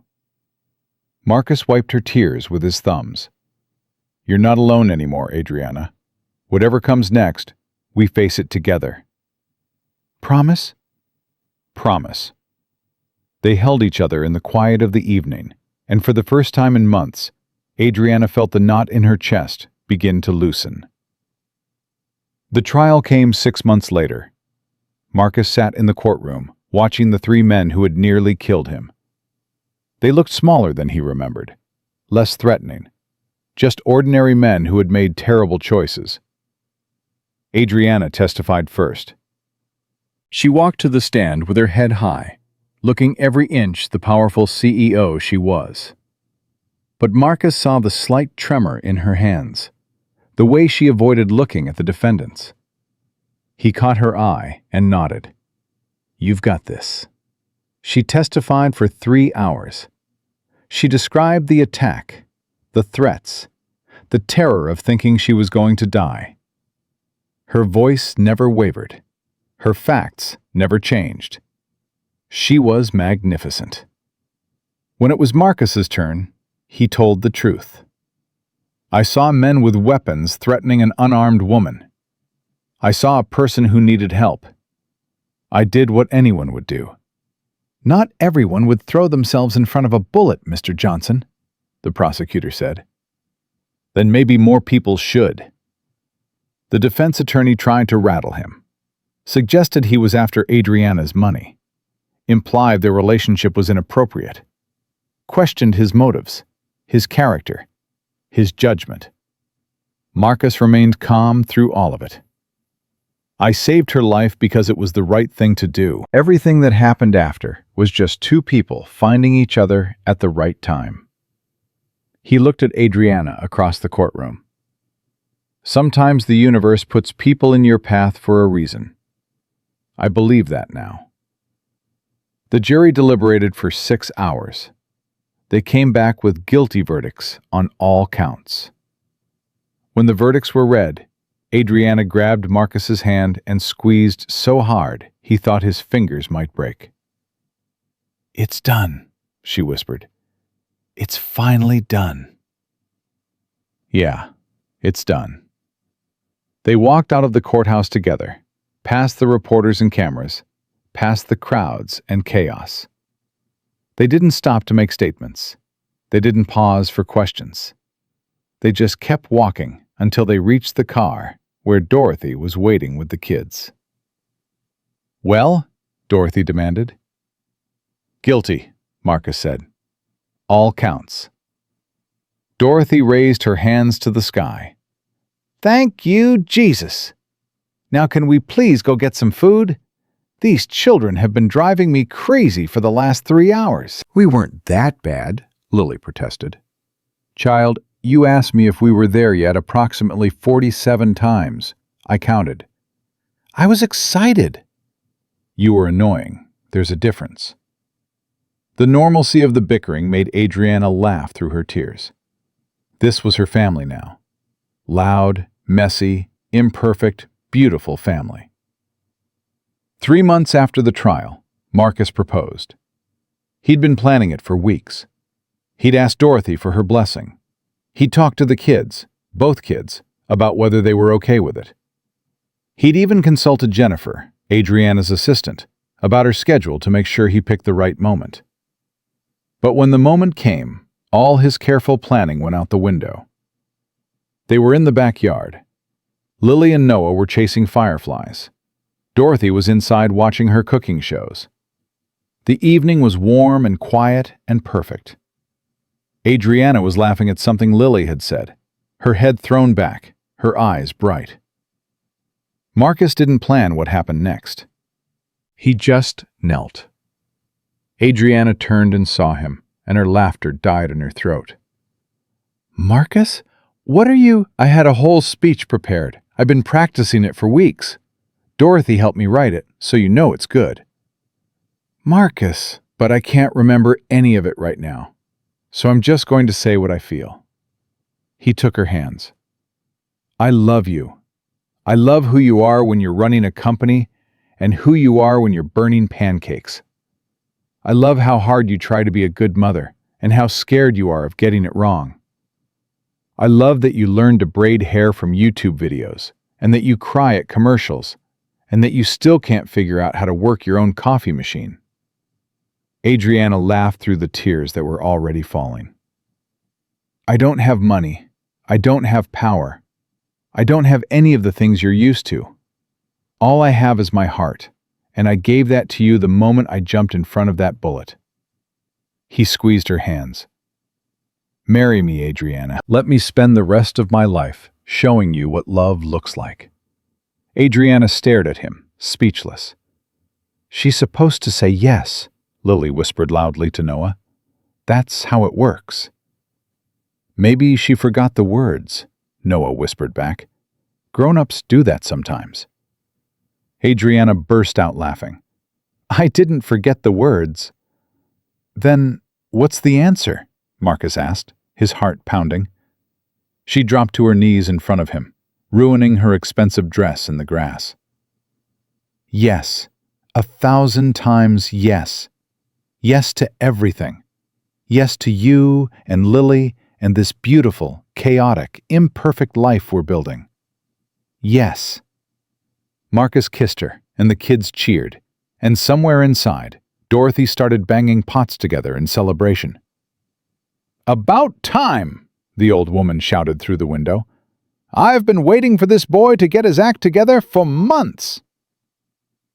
They were married on a Saturday in spring. The ceremony was small, just family and close friends in Adriana's backyard. Dorothy insisted on walking Marcus down the aisle, despite her hip, gripping his arm with fierce determination. "Your daddy would be so proud," she whispered as they approached the altar.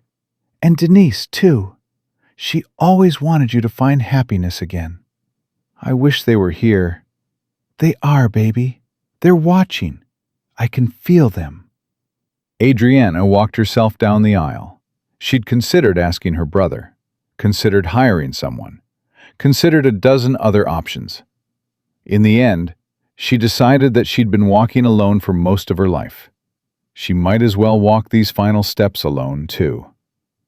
But when she reached the altar and saw Marcus waiting for her, she realized she'd never really been alone. Not since that night in the parking garage. Not since a stranger threw himself in front of a bullet and changed everything. "You look beautiful," Marcus said, his voice rough with emotion. "You clean up pretty well yourself." "This suit cost more than my first car." "I know, I bought it," he laughed. "Of course you did." The ceremony was simple. They'd written their own vows, though Marcus had needed Dorothy's help again, and Adriana had secretly consulted Jennifer. "I promise to love you when you're strong and when you're scared," Marcus said. "I promise to be your partner, your protector, and your biggest fan. I promise to make you breakfast, even when I'm tired, to hold you when you cry, and to never let you forget how extraordinary you are." He squeezed her hands. "And I promise to jump in front of any bullet, any time, for the rest of my life." Adriana wiped her eyes. "I promise to love you when I'm difficult, and when I forget to come home on time. I promise to keep learning how to braid hair and make pancakes, and be present instead of just productive. I promise to never take for granted the gift of your heart." She took a breath. "And I promise to spend the rest of my life being worthy of the sacrifice you made for me." "You already are," Marcus whispered. "I'm still working on it. That's all any of us can do." The officiant pronounced them husband and wife, and Marcus kissed his bride while their children cheered, and Dorothy cried, and the small crowd applauded. It wasn't a fairy tale ending. It was better. It was real. The reception was chaos. Noah and Lily had been named official ring bearers and flower girl, a responsibility they took extremely seriously until the ceremony ended, at which point they immediately began running around the backyard like wild animals. "Noah Sterling Johnson, if you put cake in your sister's hair one more time—" "She started it!" "I don't care who started it. I'm finishing it. Both of you, sit down." The kids grumbled, but obeyed, and Adriana shot Marcus a helpless look. "Is it always going to be like this?" "Probably worse, actually. They're on good behavior today." "This is good behavior?" "Comparatively." She laughed and leaned against him. "What have I gotten myself into?" "A family. A real one." He kissed her temple. "Are you having second thoughts?" "Never. Not for a single second." Dorothy rolled up in her wheelchair, which she'd recently upgraded to a motorized version that she drove like a race car. "Beautiful ceremony, beautiful couple, beautiful everything. Now when are you giving me more grandchildren?" "Mama!" "What? I'm 74 years old. I don't have time to wait around. Chop chop." Adriana turned red. "We just got married." "I know. That's usually when these things happen." Dorothy winked. "I'm just saying, these two need siblings. Children shouldn't grow up without siblings. It builds character." "I grew up without siblings," Marcus pointed out. "And look how you turned out. Stubborn as a mule. My point exactly." She wheeled away before Marcus could respond, leaving him sputtering. "Your mother is a menace," Adriana said. "She really is." "I love her." "Yeah," Marcus smiled. "Me too." The first year of marriage was an adjustment. Adriana learned to delegate more at work. She hired a CEO to handle the day-to-day operations, while she focused on the big picture, and on being home for dinner every night. Her board was skeptical at first, but the company actually performed better with her in a strategic role. Turns out, being well-rested and happy made her a better leader.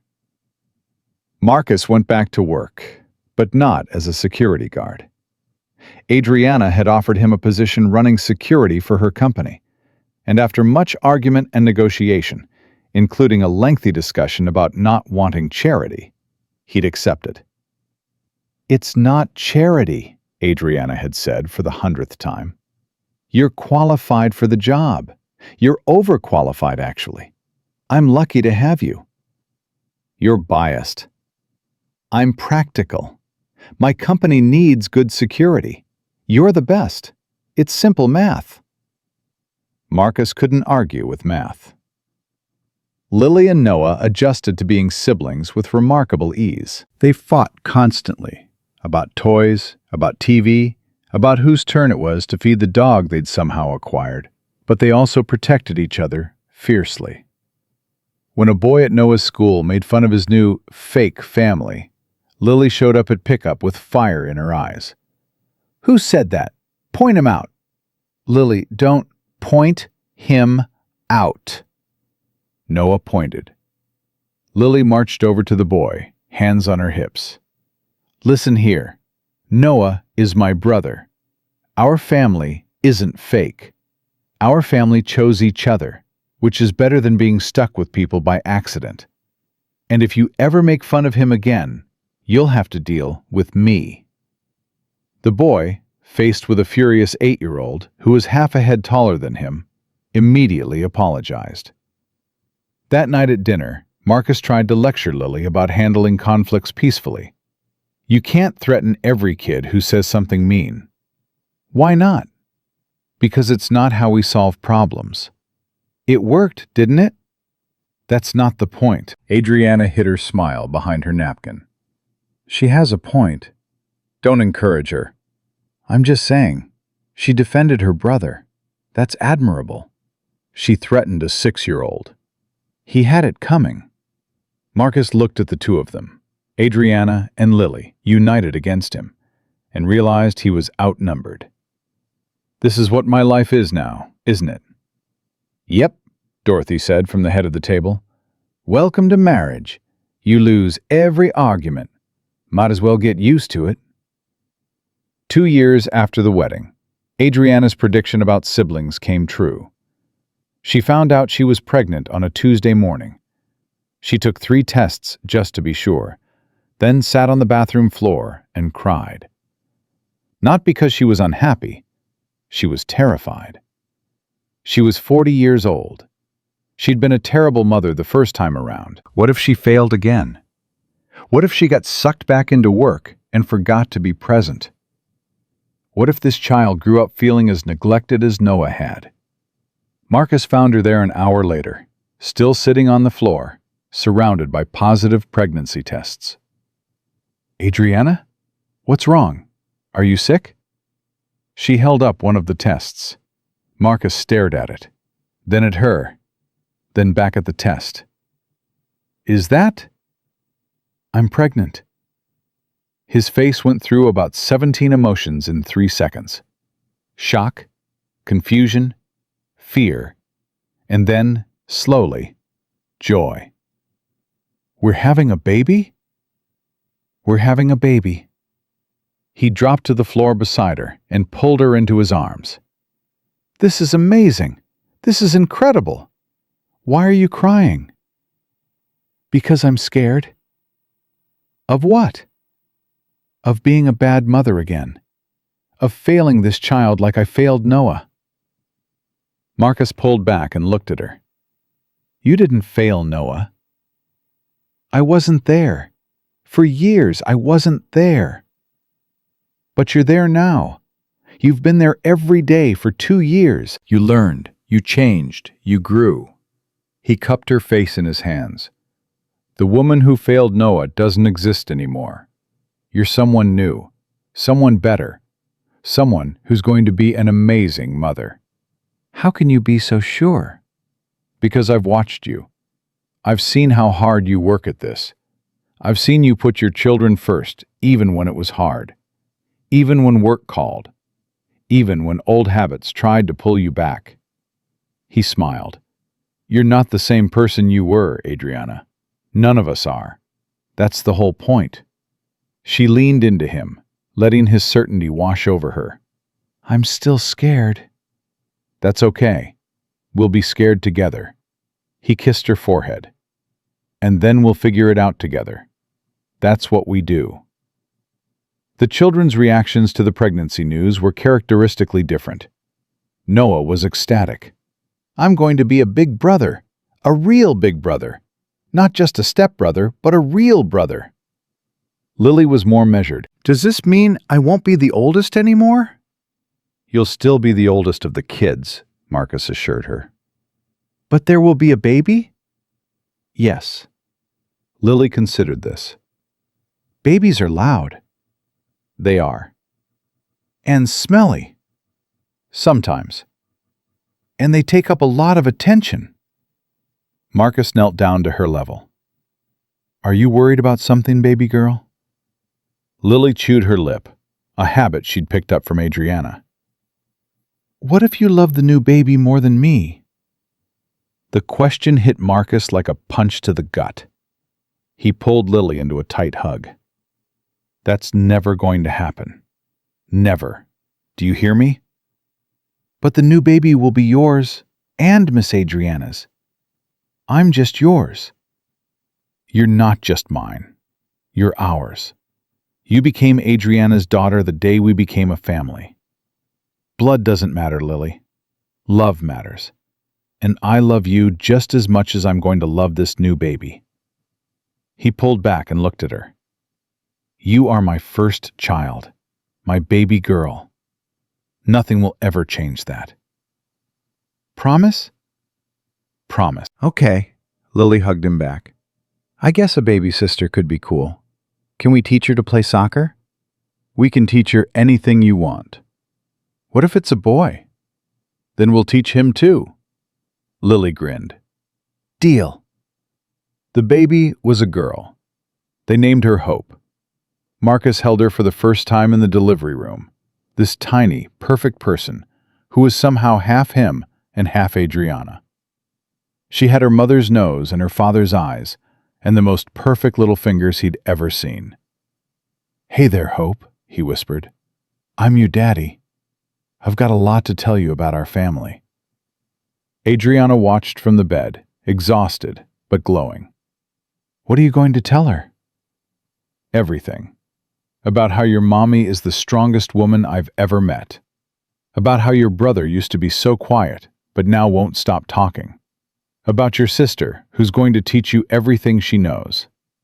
About your grandma Dorothy, who's going to spoil you rotten. He kissed Hope's forehead. And about how your daddy jumped in front of a bullet one night and found the best thing that ever happened to him. That's a lot for a newborn to absorb. She's got time. We've got all the time in the world. Dorothy arrived an hour later, with Lily and Noah in tow. The children rushed to the bedside, eager to meet their new sister. She's so small, Noah exclaimed. She's so wrinkly, Lily added. All babies are wrinkly, Dorothy said. You were wrinkly too, Marcus, like a little raisin. Thanks, Mama. Just stating facts. Dorothy wheeled closer and peered at the baby. But she's beautiful. Looks like her mama. She has Marcus's eyes, Adriana said. Poor child. Those Johnson eyes are stubborn eyes. Dorothy smiled. But they're good eyes, honest eyes. She'll be just fine. Hope started to fuss, and Lily immediately reached out. Can I hold her? Sit down first. Support her head. Lily sat in the big chair by the window, and Marcus carefully placed Hope in her arms. The 7-year-old, no, 8 now, she'd had a birthday, looked down at her baby sister with an expression of pure wonder. Hi, Hope. I'm Lily. I'm your big sister. She spoke softly, carefully. I'm going to take care of you, okay? I'm going to teach you how to ride a bike and braid hair and stand up to bullies. And when you're scared, you can come to me. That's what big sisters are for. Marcus felt tears prick his eyes. He looked at Adriana, who was crying freely. Our family, she whispered. Our family, he agreed. 1 year later, they took a family trip back to the parking garage. It had been renovated since the attack. New lights, new cameras, new security measures that Adriana had personally funded. But the bones were the same. The pillars where Lily had hidden. The spot where Marcus had fallen. The wall where Adriana had been trapped. They stood there together, the 5 of them plus Dorothy in her wheelchair, and remembered. This is where it happened? Lily asked. Right here, Marcus said. This is where everything changed. Noah looked around with wide eyes. "You got shot here?" "Right over there," Marcus pointed. 3 men with guns, 1 very scared lady, and 1 really stupid security guard who didn't know how to mind his own business. You weren't stupid, Adriana said. You were brave. Sometimes brave and stupid look exactly the same. Hope gurgled in her carrier, and the moment lightened. Life had a way of doing that, interrupting the heavy with the mundane, reminding you that the past was the past and the present was where you lived. Can we go get ice cream now? Noah asked. You promised. I did promise. Then let's go. They left the parking garage behind them, walking toward the car, toward ice cream, toward the rest of their lives. Dorothy fell asleep before they got home. The old woman passed peacefully, sitting in her wheelchair, surrounded by her family. One moment she was laughing at something Lily said. The next she was gone. Marcus held her hand for a long time after, not ready to let go. She waited, Adriana said quietly. She waited until she knew we were all okay, until she saw the family complete. That sounds like her. She loved you so much. I know. Marcus wiped his eyes. I know she did. They buried Dorothy next to her husband, in the small cemetery where Marcus's father had rested for almost 30 years. The whole family came, blood and chosen, old friends and new. They told stories about Dorothy's sharp tongue and sharper wisdom, about her unconditional love and her relentless meddling. She was the best of us, Marcus said at the service. She taught me everything I know about being a father, a husband, a man. She never gave up on anyone, even when they gave up on themselves, and she loved fiercely, completely, without reservation. He looked at his family, Adriana with Hope in her arms, Lily and Noah holding hands. She lived long enough to see her family whole. That's all she ever wanted. After the service, Lily found Marcus sitting alone by the grave. Daddy, are you okay? I will be, baby girl. I'm just saying goodbye. Lily sat down beside him. Grandma Dorothy told me something once. She said that people never really leave us. They just move to a different room. And when we're really quiet, we can hear them talking. Marcus smiled despite his tears. That sounds like something she'd say. Do you think Mommy and Grandma are in the same room now? Talking about us? I think so. I think they're watching and laughing, and probably arguing about who raised me better. Mommy would win. You think so? Mommy always wins. You said so yourself. Marcus pulled his daughter close. Yeah.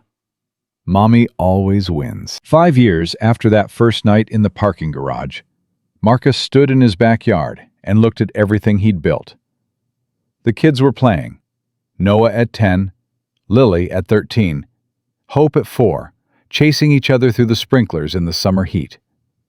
Adriana was on the porch, working on her laptop, but glancing up every few minutes to watch them.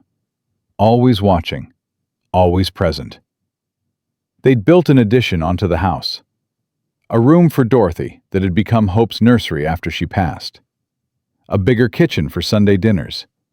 A home office so Adriana could work from home more often. It wasn't the life Marcus had imagined. It wasn't the life he'd planned. It was better.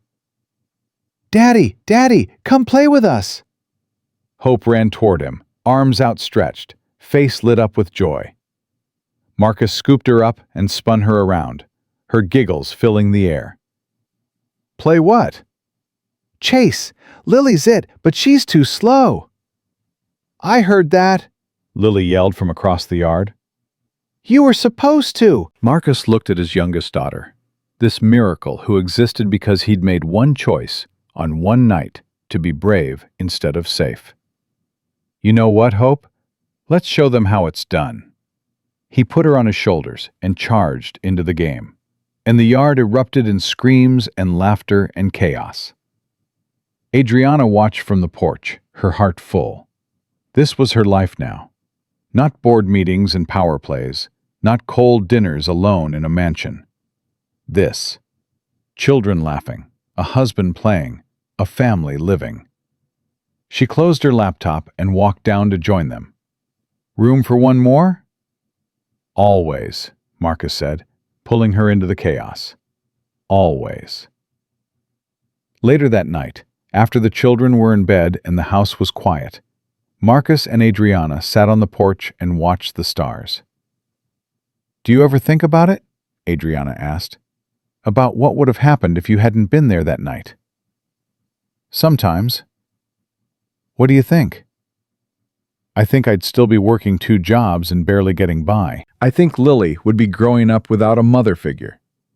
I think I'd be going through the motions instead of really living." He took her hand. "And I think you'd be gone. Those men weren't there to scare you. They were there to end you." "So you saved my life." "I did what needed to be done. The rest was just life, happening the way it was supposed to." "You believe that? That it was supposed to happen?" "I didn't used to. After Denise died, I thought the universe was random and cruel, that good people suffered and bad people won, and nothing meant anything." He squeezed her hand. "But then I jumped in front of a bullet and found everything I'd been missing. So yeah, I believe it now. Maybe not fate exactly, but something." "Dorothy would say it was God." "Dorothy would say a lot of things." "She'd say she was right about us." "She was always right. About everything." Marcus smiled. It was infuriating. They sat in comfortable silence, listening to the crickets and the distant sounds of the city. "I love you," Adriana said quietly. "I love you too. Thank you for saving my life." "Thank you for saving mine right back." Adriana leaned her head on his shoulder, and they stayed there until the stars began to fade. In the end, it was simple. A man saw a woman in danger. He made a choice. He jumped.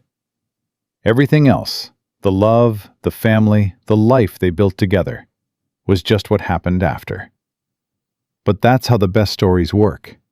They start with a single moment of courage and unfold into something extraordinary. Something that changes everyone it touches. Something that proves, over and over again, that ordinary people can do extraordinary things. Marcus Johnson was never famous. His name never appeared in history books. He never accumulated wealth or power or any of the things the world says matter. But he raised 3 children who knew what love looked like. He married a woman who learned that presence mattered more than success. He built a family that chose each other every single day, no matter how hard it got. And on one dark night in a parking garage, when everything could have ended, he threw himself in front of a bullet and found the beginning of everything instead. That's the thing about heroes. They don't save the world. They save one person. And sometimes that one person saves them right back.